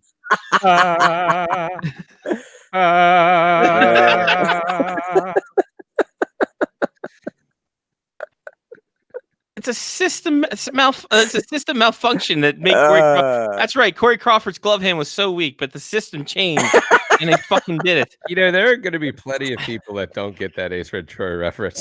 And they should. They need to. It was good. By the way, Johnny, I love the hat. Thank you. It was a great concert. I'm sure it was. Okay. Yeah. I enjoy Darius Rucker. He puts on a good show. because he only wants to be with you. It's true. As he told me. Andre Pavlich, great fucking time for him. Doing great. Michael Do it again, Johnny. Do it Hutchinson. again. Michael Hutchinson, not only lead singer of INXS and hang himself while jerking off, but a fantastic goaltending prospect that Wade Flaherty helped create into a superstar you see today. Eric Comrie, he's in the boat with LePon, who's been trying to make this team for about a decade now. But is it Wade Flaherty or is it the system? I think it's Wade Flaherty because the rest of the system's doing great. They get rid of broken back Tyler Myers and things are going well for them. Tyler Meyer, aka young Eric Daze. By the way, hang on. He's got a lot of back though. To hurt. He does have a lot of back. He's like a fucking giraffe out there. I mean, his spine's probably about the size of me. They said he could do it, so he put his back into it. Oh. All right, Lyle's getting his system headphones on. There you go. Right away. Lyle making sure his system worked. Yeah, the system works just fine. Anyway, He's down with I've had this hat for a year now. The Charlottetown Islanders hat. I just wanted to show because Johnny got a new hat, but this one arrived today. I was gonna say I saw your other new hat today. This one arrived today, and that is my new pride and joy. Oh, my Yarmouth Mariners cap. That's a fancy hat. I like that. I might have to buy a Black Bears hat, but I didn't like the one they put out last year. So I keep pushing FlexFit hack for them. Yeah, I like FlexFit. I'm gonna go FlexFit. Yeah. Lyle, could we interest you in a Ghost Crab hat? Sure, Crab. Absolutely. Okay, absolutely. We'll try to. You bring that back up? Yeah, I'm bringing it back up. Where can I purchase this? The Bowie Bay Sox, who are the AA affiliate of the Orioles, aka just a step below the Orioles. They could probably beat the Orioles at this point. That's true. Minor League Baseball does a Copa Day. A lot less, yeah, they do a Copa Day diversion weekend or week or whatever, where all the teams do like a Mexican theme or a Latino theme. Not to be racist, and the Bowie Bay Sox are the Ghost Crabs. I like that. It's a fancy hat. That is a nice hat. That's their hat last year from 2018. This year it's just a teal crown with the Ghost Crab, but I think the all black everything hat. That one. I think what puts that one over the edge is the teal eyelets. Yes. Yeah. Teal eyelets look nice. How much for that bad boy? And where can $47. No, I'm not. I actually don't know. You know what's really funny is how much baseball hats are now. Oh, it's insane. Like a legit Orioles hat will take like $35. Yeah. And I'm like, what? Listen, man. I pay taxes in because I had to order this bad boy in. Yeah, $54. Oh wow. Well, I really love my old hometown team. $54 for this bad boy. If you have a hat, okay. So in that situation, though, I find that interesting because you're actually supporting the youth, the team. Yeah, an Orioles hat being $35 though is kind of like, you make like 400,000 of them a year. Like it really, it's gonna cost $35 to make. Because Yarmouth Mariners, my old hometown of Yarmouth, Nova Scotia. Look it up, population 2,000 and change. Okay, it's not a big town, but they are the Maritime Junior Hockey League champions of 2019, and that's kind of a big deal. So I do not mind shelling out that much money for a hat from my old hometown. Now, my new hometown team, this is Charlottetown Islanders, Quebec Major Junior Hockey League. Okay, this ran me $35. Yeah. I think that's the going rate for hats now, Ty. So an on-field hat for the Baltimore Orioles, the 5950 fitted hat, on-field collection via lids.com, $39.99. Yeah, wow. You can buy this Bowie Bay Sox Ghost Crab hat, the black one, if you're a hat size 6 7/8, 7 or 7 1/8. Oh, I wear a 7 1/8. There you go. You can buy it for $35, sir. I'm 7 mine's 7 1/4. Send that over. I'll end up with a Ghost Crab hat soon. Oh man, I wanted a Ghost Crab hat. Lyle, here's the problem. Lyle, I have a. You can probably find it on eBay. I'm pretty certain I ordered hats at 7 1/8. But I wear a size 7 5/8. So Oh. I can't find a hat in anything. Like I can't No, find my that sucks, size in man. anything cool. Yeah, I mean, I thought mine was like, bad one enough at size 7 and fits all? I thought mine was bad enough at 7 1/4. First time, I never knew what my head size was until I went to the military, and they fitted me out for a forge cap. 7 1/4. Oh, he's got a big pumpkin. Every, every time I see one size fits all, I literally yell at the store, "Go fuck yourself!" This is bullshit. Mm. And then they say, "Sir, please, this is Sir, a hot topic." Yeah, Get out of here." exactly. You're scaring the little goth kids. Sir, this is a Baskin Robbins. Sir, that baseball hat we're putting the ice cream in not supposed to fit your fucking head. You goddamn Well, it Mongol. should. You know what? So the irony, right? I've been talking about that souvenir Nacho 10 hat. the souvenir 10 chicken wing or the Yeah. 10 chicken You tender did hat. not have it. Well, no, I didn't go to it because we were sitting in the suites. Sweet And once roll. we got to the suites, I was not walking back down to the 800s or the 80. I think it was in section 80, so that I Yeah. could go and buy this thing. So I did not buy one. So now I'm gonna have to go to another Orioles game. God, I gotta go to another one.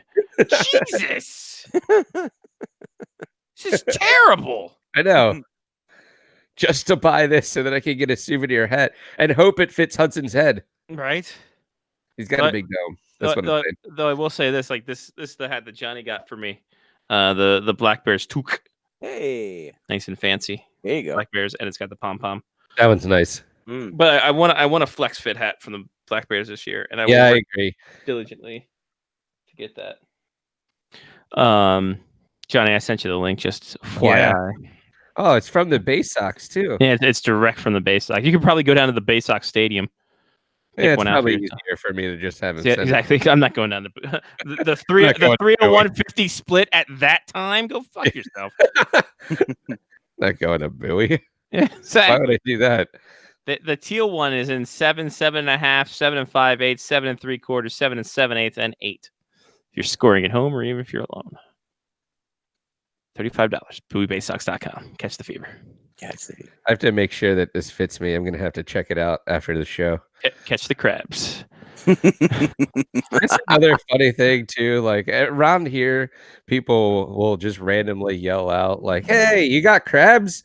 And I'm like, "You can't say that out of context." Like that's not something you just yell out over a cube farm while you're working in a hospital. Like, come on, people. Especially not a hospital. That happens. That's hilarious.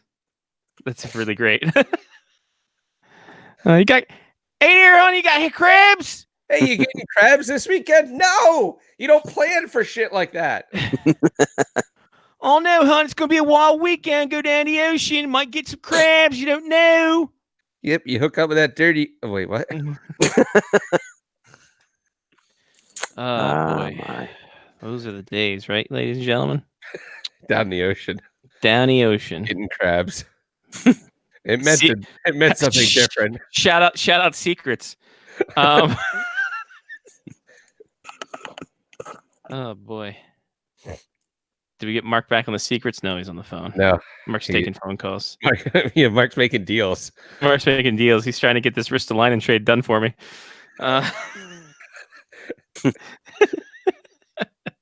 What else do I have on this godforsaken hell? Calling him from 2 floors up. Hey, Lyle, why the fuck is Andrei Markov went back? What the fuck is this all about? He's like 87 years old. Yeah. Well, apparently he wants to play his 1000th NHL game, and he wants to play with the only team that he ever played for in the NHL, the Montreal Canadiens. But that ship sailed, man. That's I don't see that happening. I think he's 41 now. And unless your name is Zdeno Chara, it's awfully hard to play like good quality hockey at the age of 41. Especially They can't give him like a Make-A-Wish like 1 day contract. No, he wants to play a full season, but I just don't think that that's going to be in the cards. Sign him to a league minimum. Have him retire after the first game of the season. Oh, just do it. Yeah, do a Thomas Plekanec like they did last year. Here's the problem: he's got to play 10 games. Yeah. Oh, 10 games. I'm out. If this was the fucking NBA, they'd sign him to a 10-day contract and he'd be good to go. When did the NHL have 10-day contracts? When does that start? It's called after college season's done. Yeah, true. Actually, PTOs for all. you have to be like 18, Yeah, exactly. not 41. Although, if you show that you went back to college within the past year, does that count? Maybe it's the Scott Bakula situation. He's like, I'm taking an online course. All right, 10-day contract. It's like necessary roughness all over again. That was wasn't Denise Richards the kicker in that movie? Kathy Ireland, sir. Kathy Ireland. Oh, sorry. Kathy Ireland. Sinbad was on defense. Yeah. Obviously, Manu the Slender was the center, he was fantastic. and one of the Bluth boys was a wide receiver. Jason Bateman, everybody. Ah. For a George second, Bluth. I was sitting there. George For a Like, second, who I the was fuck thinking. you talking? I think it was Buddy. That for a second, I'm thinking, you talking about Job or? Yeah, he's like, I I made blew a myself. I made a terrible mistake. That movie was great. I gotta go watch that again. I'm off on Friday. Maybe I can I watch. remember, yeah, God, when Necessary roughness. I think it was like 1992. I think I saw it on Super Channel. Was running it in 92. That was the right movie before where they Halloween. played in the raid, right? And he's like, he was down at the 35, but hide your plate to the 12. Yep, Rob Schneider in that movie. Oh God, Back when Robert Ryder was Robert relatively- Loggia's in this movie. Oh, Hector Elizondro's in this movie. a couple of good actors in there. Sinbad. I can't No. wait. It was Sinbad was a great stand-up. I want to back in get the Sinbad was. stand-up on DVD. the day. Our buddy, editor in chief of the Athletes Quarterly, Mike Dolan, was Eric Samurai Hansen. Apparently, He was in it. he was in it. It's amazing. We should get him back on the show. He's doing Yeah. some good things now. Again, Larry Miller was the schemy dean. Oh, And- he was always good at playing like schemy. Yeah, creepy exactly. Guys, yeah. And Fred Thompson was the university president. Wow, A lot of there was actually great role some players in this movie. some decent character actors in there, and a couple of heavy hitters. Yeah. And they had the team of convicts they played to start their season to harden them up. Had Jerry Rice, Roger Craig, Earl Campbell, Dick Oh Butkus, man, Ed Too Tall Jones, Jim Kelly was Wow. the QB. wow. It were wasn't they the all role in players, prison? Scotty. It Wow. was the system. Huh? It wasn't the role players, Scotty. It was the system. It was that kept them in this prison. The system kept them down. Somehow, because they were such a great prison football team. exactly. It was essentially the longest yard meets necessary roughness. I mean, and, that prison football team had like 8 Hall of Famers on it. well, all their convict numbers should be retired then.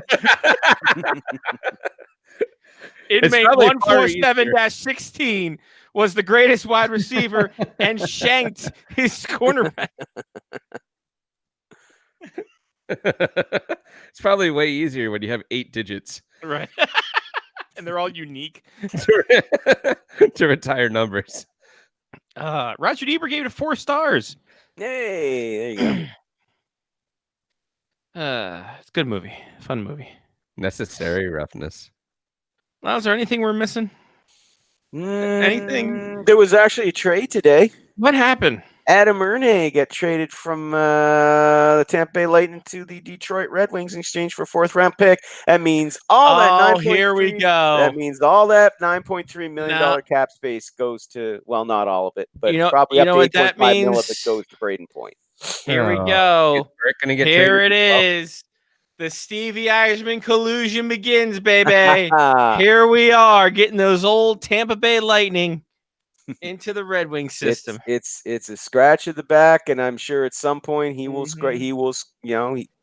Little rub, Well, it rubbing a works- Tugski. Well, Yeah, I get it. it works for both, doesn't it? It works for both. He'll Works steal for a both waitress. teams. Well, because I yeah, exactly. Because We'll Eisenman find out back, about girls going from Tampa Bay to Detroit to work in the restaurant near the arena. Oh shit! but Eisenman earlier in the summer, he said that he was looking for another. He'd be in the market for another winger and maybe a defenseman. So he gets his winger, and he kind of helps out his former team and his bud there, Julian Brisebois. I'm sure who was at that table that night, by the way. Oh, I guarantee you, he was at that I table. guarantee you he was. He was the one. He was the one. It's like, nah, Stevie, we'll be fine over here. He was probably the voice of reason. Yeah, yeah. He was the one keeping track of the bar tab. Going, no, we're still well into the cap. Go ahead. Exactly. Go ahead. Listen, we're gonna be fine here. We're not. Yeah. We might have to trade this vodka for water at some point, though. Yeah, but yeah, and won't be able to an tell the difference. appetizer They're to be both clear. named later. But Think of your bladder space. Think of the bladder space we got here. Yeah, you don't want to break this deal too early. Exactly. yeah. Anyway, yeah. So money going the other way. And But Braden hey, points to it's a trade in the middle of August. Surprise, surprise. We're all told that these guys are all on vacation and they don't make trades or they're not working deals or anything like that. Oh, Maybe they're on and vacation together though. yeah. Oh, and apparently Joe Sakic and the agent for Mikko Rantanen have not spoken to each other in 2 months. So that's Oh, freaking. So no. that's freaking out some people in Colorado. To which I say, why? This deal is going to get done. Mikko Rantanen's going to be re-signed. They've got a shit ton of cap space. Relax. What's happening is look, I'll guarantee you what happened was they had an informal discussion and Rantanen's agent, who's Mike Liut, said, well, we're going to wait and see. Oh, baby. There we go. We're going There to we wait. go. We're going to wait and see what Mitch Marner gets. And once all that gets sorted out, guys like Marner and Kachuk, and once that gets sorted out, then we'll come and we'll talk to you, and then we'll hammer out a deal. So everybody's just kind of in wait and see mode. But I guarantee you December. that deal's going to get done. It's probably going to be between 8.5 and 9.5 mil a season on a 5-year deal. He's going to get paid. He's going to be re-signed. He's not going to be traded. So, though it would be a hell of a swerve if he was. That would be something that nobody saw coming. But It's true. won't happen. Sadly. He's too invaluable. Oh, I know. It would definitely surprise that. What I'd love to see is if the Leafs traded Mitch Marner. That would be just absolutely mind blowing. How big would that meltdown be? Oh my Lord. Well, they won't shut up about it in Toronto for weeks. I can guarantee you about that. But Yeah. mind you, to be fair, think about it. If the Washington Capitals were to trade to Alex Ovechkin overnight tomorrow, I mean, yeah, you guys wouldn't shut up about it for weeks, and justifiably so. We would boycott Mayflower again. We would boycott the Mayflower moving vans again. For no indiscernible reason. Yeah, just because. Yeah. Just By because the way, it brings up bad memories. By the way, very, very quickly, before we move on to the taste sensation, the sweep of the nation, you guys, as Washington Capitals fans, you guys are pretty much resigned to the fact that this is Braden Holtby's last season, right? With the Caps, I'm fine with it. pretty much. Yeah. Yeah. That's what I said today on my site when I was referencing something that JJ Regan of NBC Sports Washington was saying when he's, looking at all, reasons why Holtby won't take a hometown discount, stay in Washington. It's just like The Caps can't afford him, and they have Yeah. goalies in the pipeline. So yeah, exactly. And they're going to be re-signing Backstrom over Holtby anyway. They're not going to let Nick Backstrom go. So No. Yeah. And I mean, Holtby, maybe it's me. He hasn't been as the past couple of seasons. Like he did well without in Mitch Korn, playoffs. Yeah. Mitch Korn's kind of left him in a boat unto himself. Well, even before, like he got replaced by Grubauer. true. So, I mean, Holtby, I don't know. Maybe he's in his own head too much. Maybe he's too laid back. Mm. But I'm Is especially it with the weed in DC that Sean Leahy keeps Probably talking that. about? Probably that. I think so. But I think when you look at the deal that Bobrovsky got and you look at the deal that Vasilevsky got, there's no goddamn chance in hell they're going to resign him for a decent number. And listen, thanks for all you done. You done good, son. You made us trade away Neuver and Varlamov, which hey, thanks for that. Mm-hmm. And Grubauer. And Grubauer too. He outlasted Grubauer by a year. But God bless. The time has come. One more season, one more run, and One more kick in the can. Yeah. Besides, you gotta keep the cap dollars available for Ovi season after. If he wants to come back. I think he will. I think he's definitely 1 year guy from this point forward. Well, yeah, it's going to be pretty close to that. Well, he'll be what? He'll be 35. He'll be it'll be a 35 plus contract. 35 plus, so that can be bonus laden. You can make it a base salary as low as you want and just pile on the bonuses. But honestly, though, I could see him getting like 2-year deals. If he's still like around 40 goal range each season, I could see them doing like a 2 or 3 year deal. I'd like to see Ovi get as close to Gretzky as he can. Oh Like, God, yeah. I don't know if he can beat that record just because Gretzky had some years where he scored like a shit ton of goals in one season. But I want to see Ovi get as close as he can. He would need. to He's that. at what 640 right now. Ovi. Something yeah, like that. sounds right. Yeah, and Gretzky's 892, so he would need 5 seasons of 50 goals. Yeah. I want to see him at the very least tie the record for the most 50 goal seasons. He needs to average 36 in the next 7 seasons to tie. Hasn't he already tied the 50 goal season? No, he's one away. He's one away. Oh. He came so close the season before last. He had 49. Yeah, I was at that game. So close. But yeah, so he's got 8, and I definitely think he's got at least one more 50 goal season left in him. But Yeah. I would love to see him break that record too. He might not be able to reach Gretzky's goal scoring record all time, but I think he has a good shot at breaking the record for most 50 goal seasons. I mean, that would be utterly insane in our time frame to Oh, see somebody God, yeah. score as many goals as Wayne Gretzky did.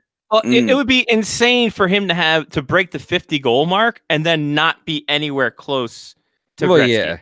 Yeah. Like that would be like that. That shows you how great Wayne is and how much people will pay him money to say whatever makes makes the money. He is maybe probably if the biggest yes man in the world. Sorry. No, I was saying maybe if the goalies go back to their stand-up style that they had in the 80s, there wouldn't be so many hit problems. Yeah. Hey, you know what? Probably Johnny, not. when you're I mean, right, there'd you're right. be more goals Yeah. as well. The NHL, it's a win-win for everyone. You know who doesn't have hip problems? Oh, this is too much of an open question. It's just a haha fuck you for No, tonight. no. Dominic Hasek. Your boy Dominic Hasek. but 'cause he doesn't have groin hips. problems. He didn't play, but he didn't play the butterfly style. That's Who true. who else doesn't have hip problems? Marty Brodeur, because he didn't play the butterfly style. He played a modified version of it, but he Yes. didn't go play full butterfly style. Every goalie Now who you're plays gonna that go full with butterfly Vermette. style ends up getting hip replacement surgery at some point. Grant Fuhr. Grant Fuhr didn't have Grant his- Fuhr didn't. No. Yeah, no, but his golf swing. That's the reason why his hips are bad. Grant Fuhr's a beast on the golf course, man. I know, but all that repetitive motion fucks with your hips. It's all in the hips. It's all in the hips. So you're saying sex is bad? Okay. Scotty Waz says it first. Scotty Waz hates sex, ladies and gentlemen. Bad for the hips, says Scotty. Trust me. Listen, Don't I do don't it, like. kids. Listen, I'm just saying I don't like changing the sheets all the time. Well, so we also were saying that repetitive motions over long periods of time. Right? 5 minutes, Lyle. It's not a fucking. Like I'm fine with that. It's not a long period. I'm of time. the Usain Bolt of sex. Like world record in and out, babe. That's so good. Afterwards, I'm doing this, and she's just shaking her head, and it's like, come on, really? You have to check the wind to make sure it's a world record or not. Obviously. I got some poor person in a hat and like a big digital clock that I pose near every time.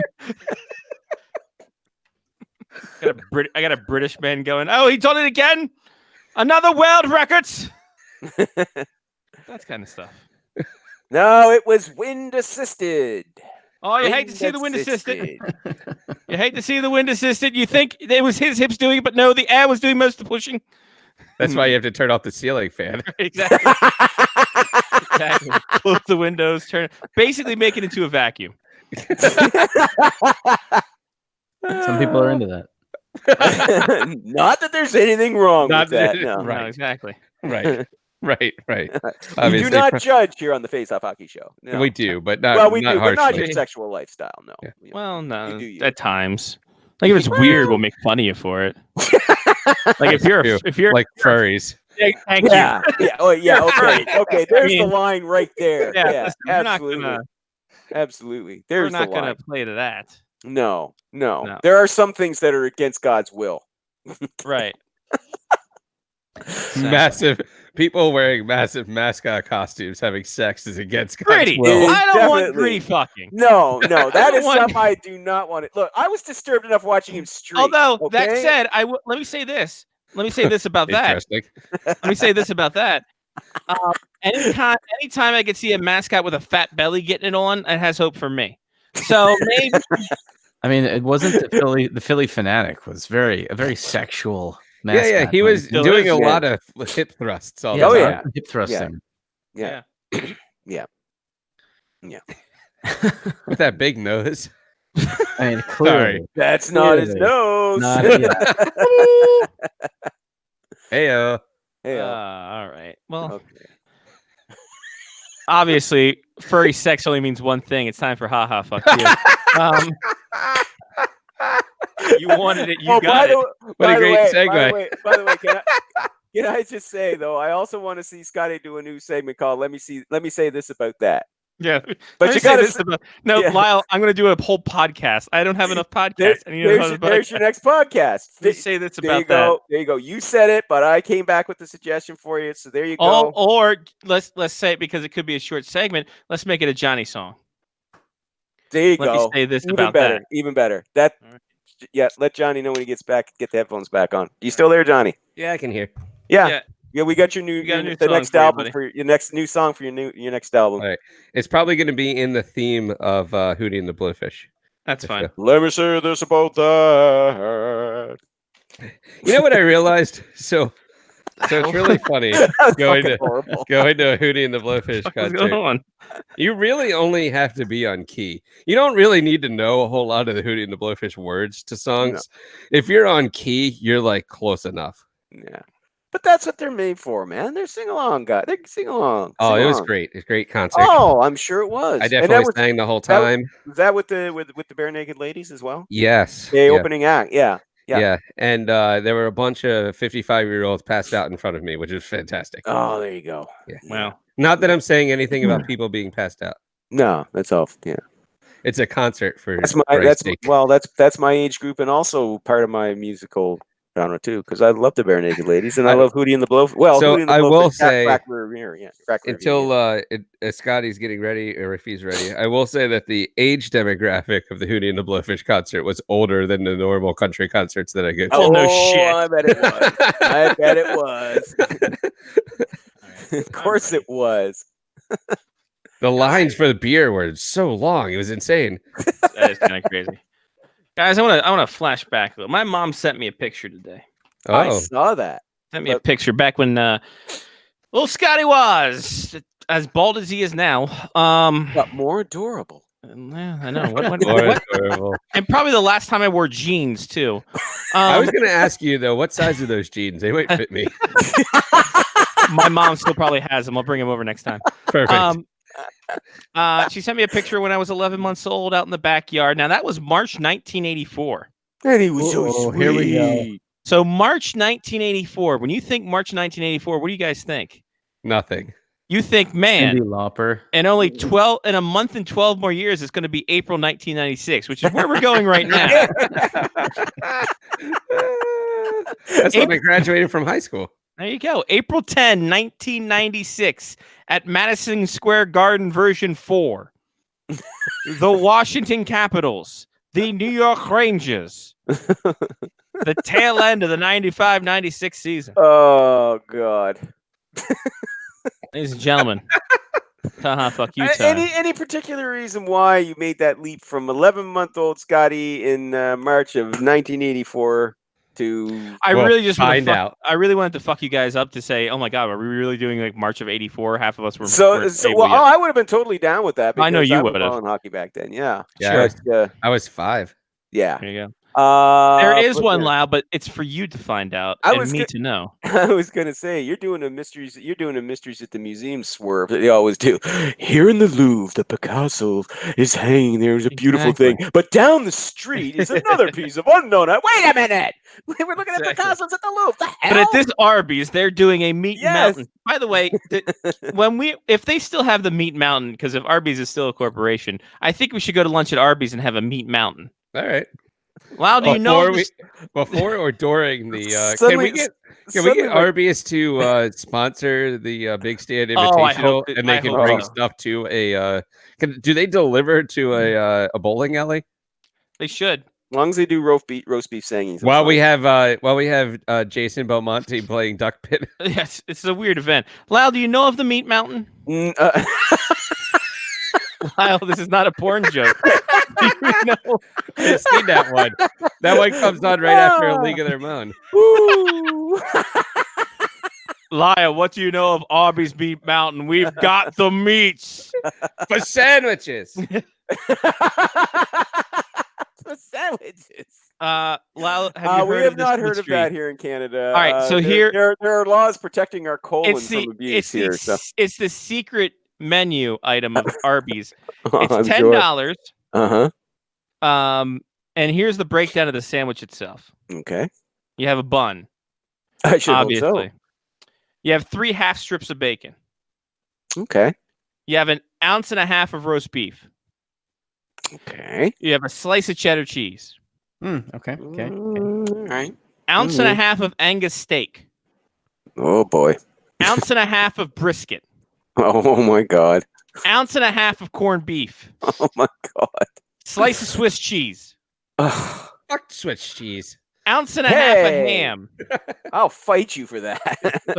Ounce and a half of ham.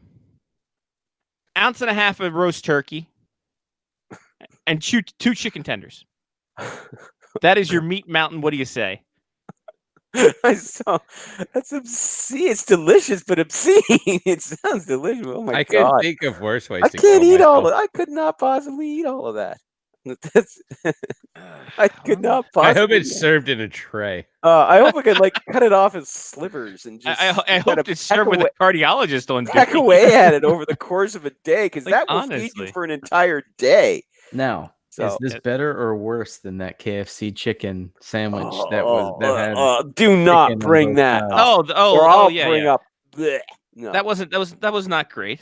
Oh. The chicken was dry. Ugh. Like the chicken buns were dry. Ugh. I still stand by that the Monster Burger is probably the greatest burger. I agree. Is that the Hardee's one on the That's the Hardee's. sourdough? You can get it on sourdough, Oh, the sourdough bread's the best. but Yes, sourdough is it's on a premium bun, which is a buttered bun. It's 2 third-pound charred-broiled Angus beef patties, 4 strips of bacon, 3 slices of American cheese, and mayonnaise, totaling in at 1,300 calories. You lost me at the American cheese. Whoa!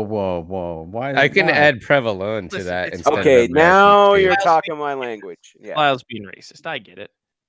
Oh, of course I am. Yeah, absolutely. I Well, I am yelled- I am racist against processed cheese in any country. I said fuck the Swiss, so I'm pretty certain that's not Yeah. giving Yeah, me no. in a great light as We'll well. make sure that gets clipped out. We'll Yeah. edit that in post. Yeah.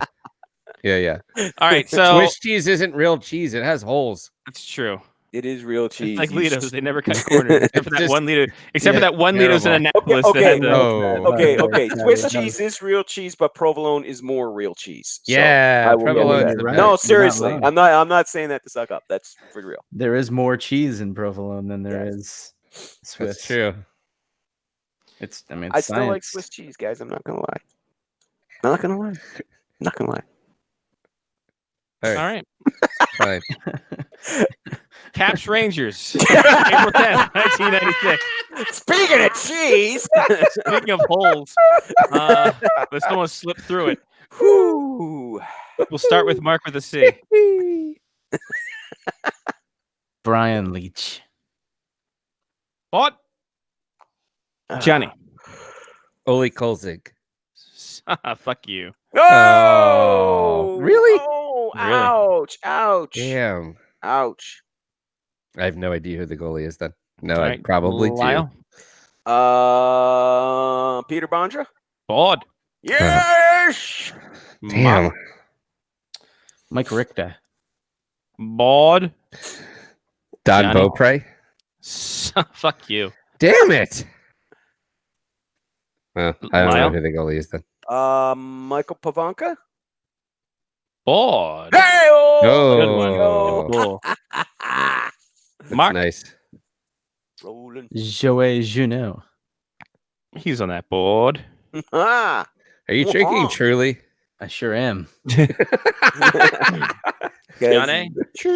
I got some of the claw upstairs too. Oh, Sergei Gonchar? Sergey Gonchar is on that board. Oh, AJ. finally. AJ, I will say I'll note the Pavanka as well. You doing that, even though you put an E in Michael. There is no E in There is Michael no E in Pavanka. Michael Pavanka. No. Lyle. My bathroom buddy, Dale Talon. No, Dale Hunter. We have to accept the first answer. Lionel fixed that one in and is wrong. I'll give it to Lyle. That's not me, man. Oh, I fucked that up. Yeah, Dale Talon on the brain. Yeah, wait, what story is this one? Hold on. Yeah, where was which draft was this? Because we weren't there. Yes, you were. You were shielding your eyes. Did this happen in Minnesota as well? He was trying to figure out registered mail and just couldn't do it. Let's just say Dale knows how to use a fax now. He used his talent on my back. Whoa. Furry. Hello. All right, Dale Hunter on that board. Thank you. Thank you. Mark. Oh, fuck. Chris Simon. Haha, fuck you. Oh. Johnny? Jim Carrey. There it is. There's Ladies and gentlemen, the net mentioned him fucking detective. enough this season. There's the net. And that's the detective. man, the guy who won the Vezina, but no. He's should be there. Like, he should be in the Hall of Fame. Jim Number Carrey. retired. That 30 on the Oh, board. you guys are killing me. Yeah. Well, your turn, Lyle. God, Cameron Diaz was so hot in that movie too. She was. Okay, hang on. I'm still sticking with capitals here. Hang on. Mhm.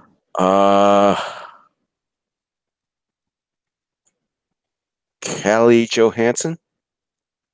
Did not play this game, no. Sorry. Oh, that was a good one though. No for Cali Yo. Shit.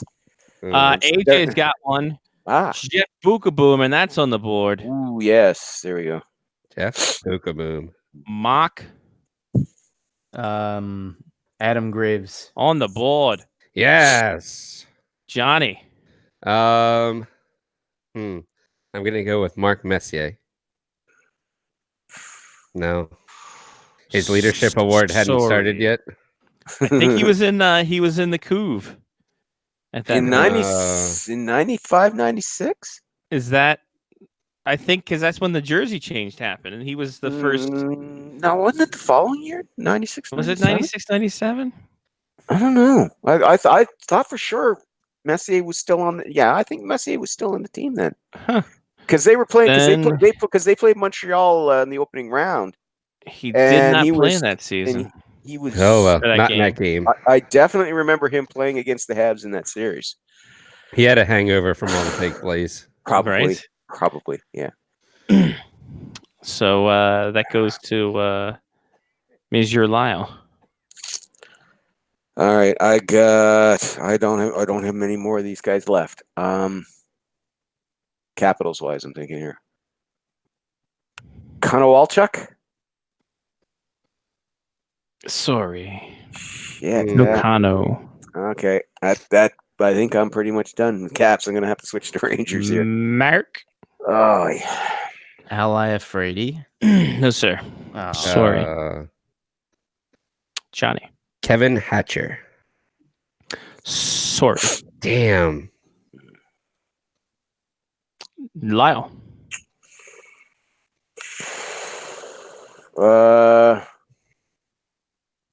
Was Esa Tikkanen still with the Rangers then? Well, you got one or the other. He's on neither. Sorry. Uh, To Mark. he missed the goal. Dmitry Kristich. Sorry. Oh, he was on the Bruins Yeah, exactly. At that point, he was on the for those 6 games. Johnny. This is tough.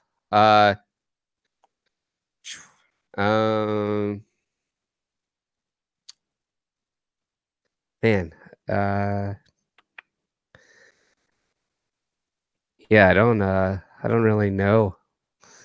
I'm trying to think of Rangers because at least my cousin was a Rangers fan at this time, and I still am kind of lost on those as well. I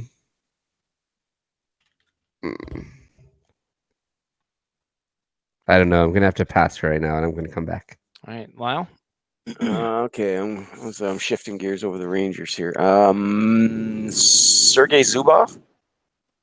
Sorry. Sorry. Tomorrow? He must get traded to the Stars by then. Or he was with the Penguins. Hmm. So I think he went to the Penguins and then went to the Stars, Okay. if I'm not mistaken. Jeff Halpern. Sorry. Oh, Mm. I was trying to remember his name. I thought he was on there too. Man, it's already back to me. Zoom, zoom. And if you are scoring at home or if you're alone, it was the only year he was with the Penguins was 95-96. Wow. Ooh, there we go. We did it. We done it again. Hooray! Adam Oates. Adam Oates. Sorry. Hmm. Are we getting to last call time, gentlemen? I don't know.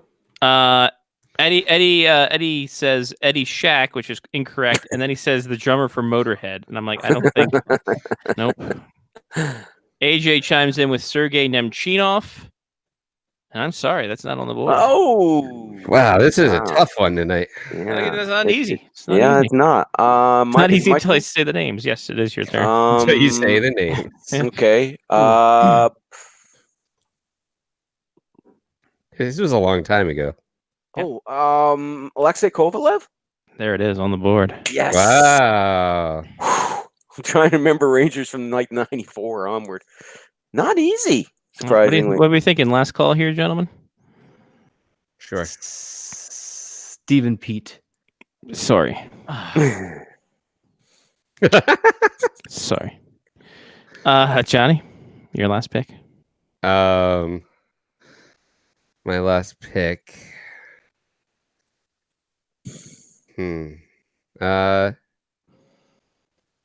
Fonka, Ridley, Kelly Miller. Bod. Whoa! Deep dive. I knew he said that. I'm like, I hope he says Kelly Miller. Like I had to. The Really? three of them were together for me as a team. I had to figure Forever. out. I had to name the three in order to put it together. Mike Ridley, super underrated. I'll say that right now. Lyle, your last pick. Oh God.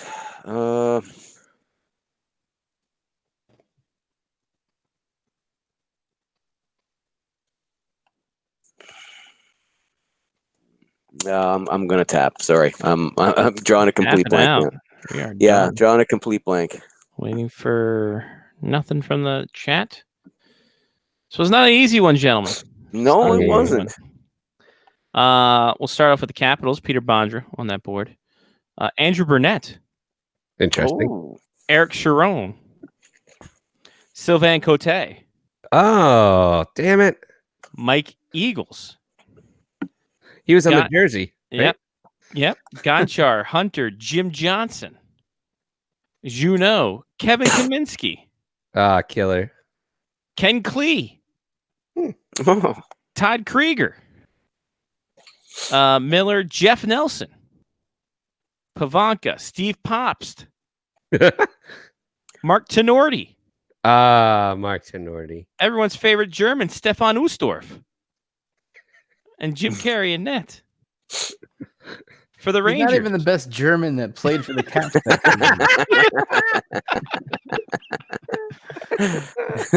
My favorite German then, Stefan Ustorf. Ursdorf. He was The great in those golf videos. He was.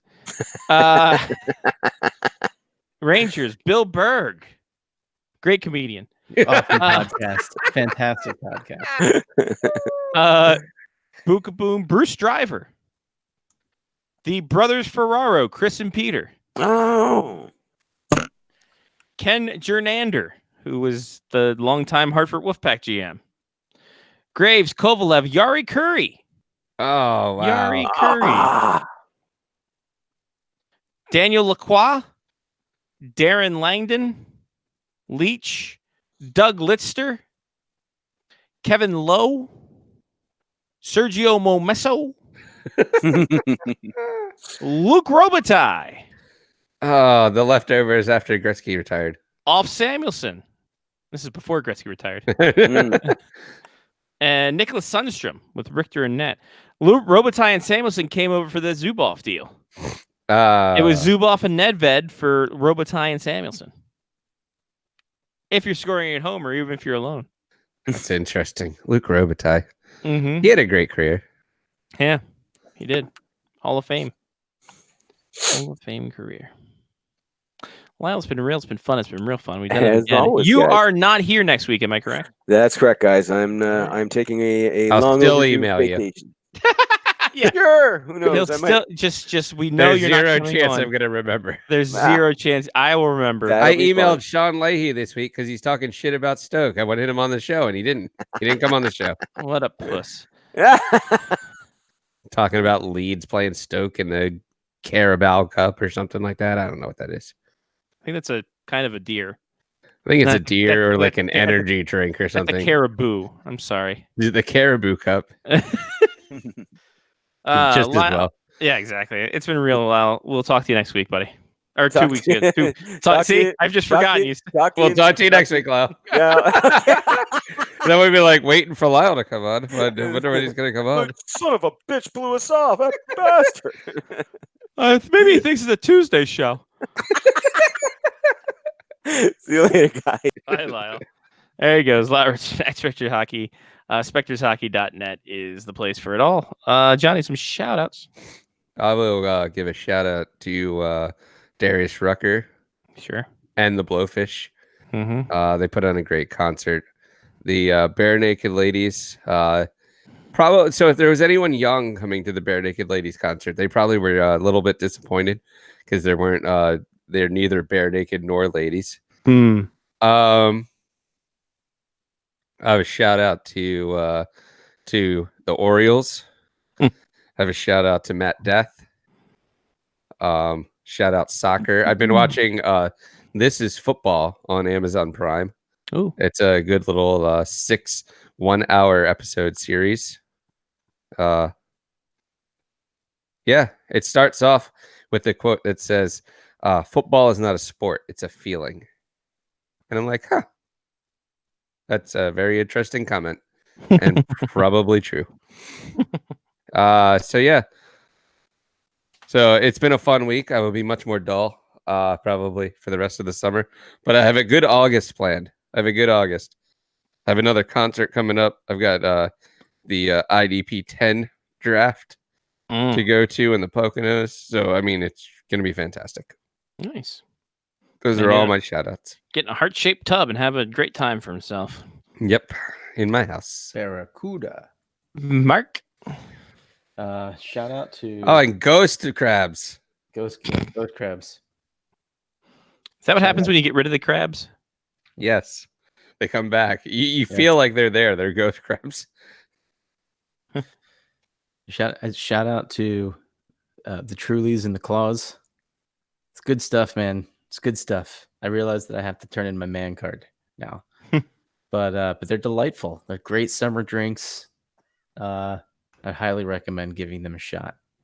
And then I'll switch back to stouts in the fall. But while it's still warm outside, gonna be drinking these guys. They're delightful. That's all I got. I mean, I was never really a seltzer water fan to begin with, but as soon as they put alcohol in it, I'm like, yeah, okay, I'll try it. So basically, bitch for loco. I mean, there's a way less sugar. Okay. I mean, yeah, it's more like 2020 Someone's- Zima. Four Loco came out with seltzer water or seltzer as well. Somebody said that it was if Four Loco went to private school. So Yeah, I'm down, but it's more like a Zima but updated. Updated Zima. It's like It's- new Zima. It's you know what, we've needed it for so long. It's true. That's just like when someone I heard someone on Twitter called LaCroix the TV static in liquid form. I'm like, that's an interesting take. I get all my takes on Twitter now, obviously. Shout out to Timothy Jimothy Oshie. There we go, a little Funko of Mr. Timothy Jimothy. And the Oreo Bird Funko, which is coming, and my Maryland fanny pack, which is sitting at the UPS store. I got a big time coming up, ladies and gentlemen. Respect the drip. Also, shout out to all the podcasts I'm going to be starting before the end of the fucking year because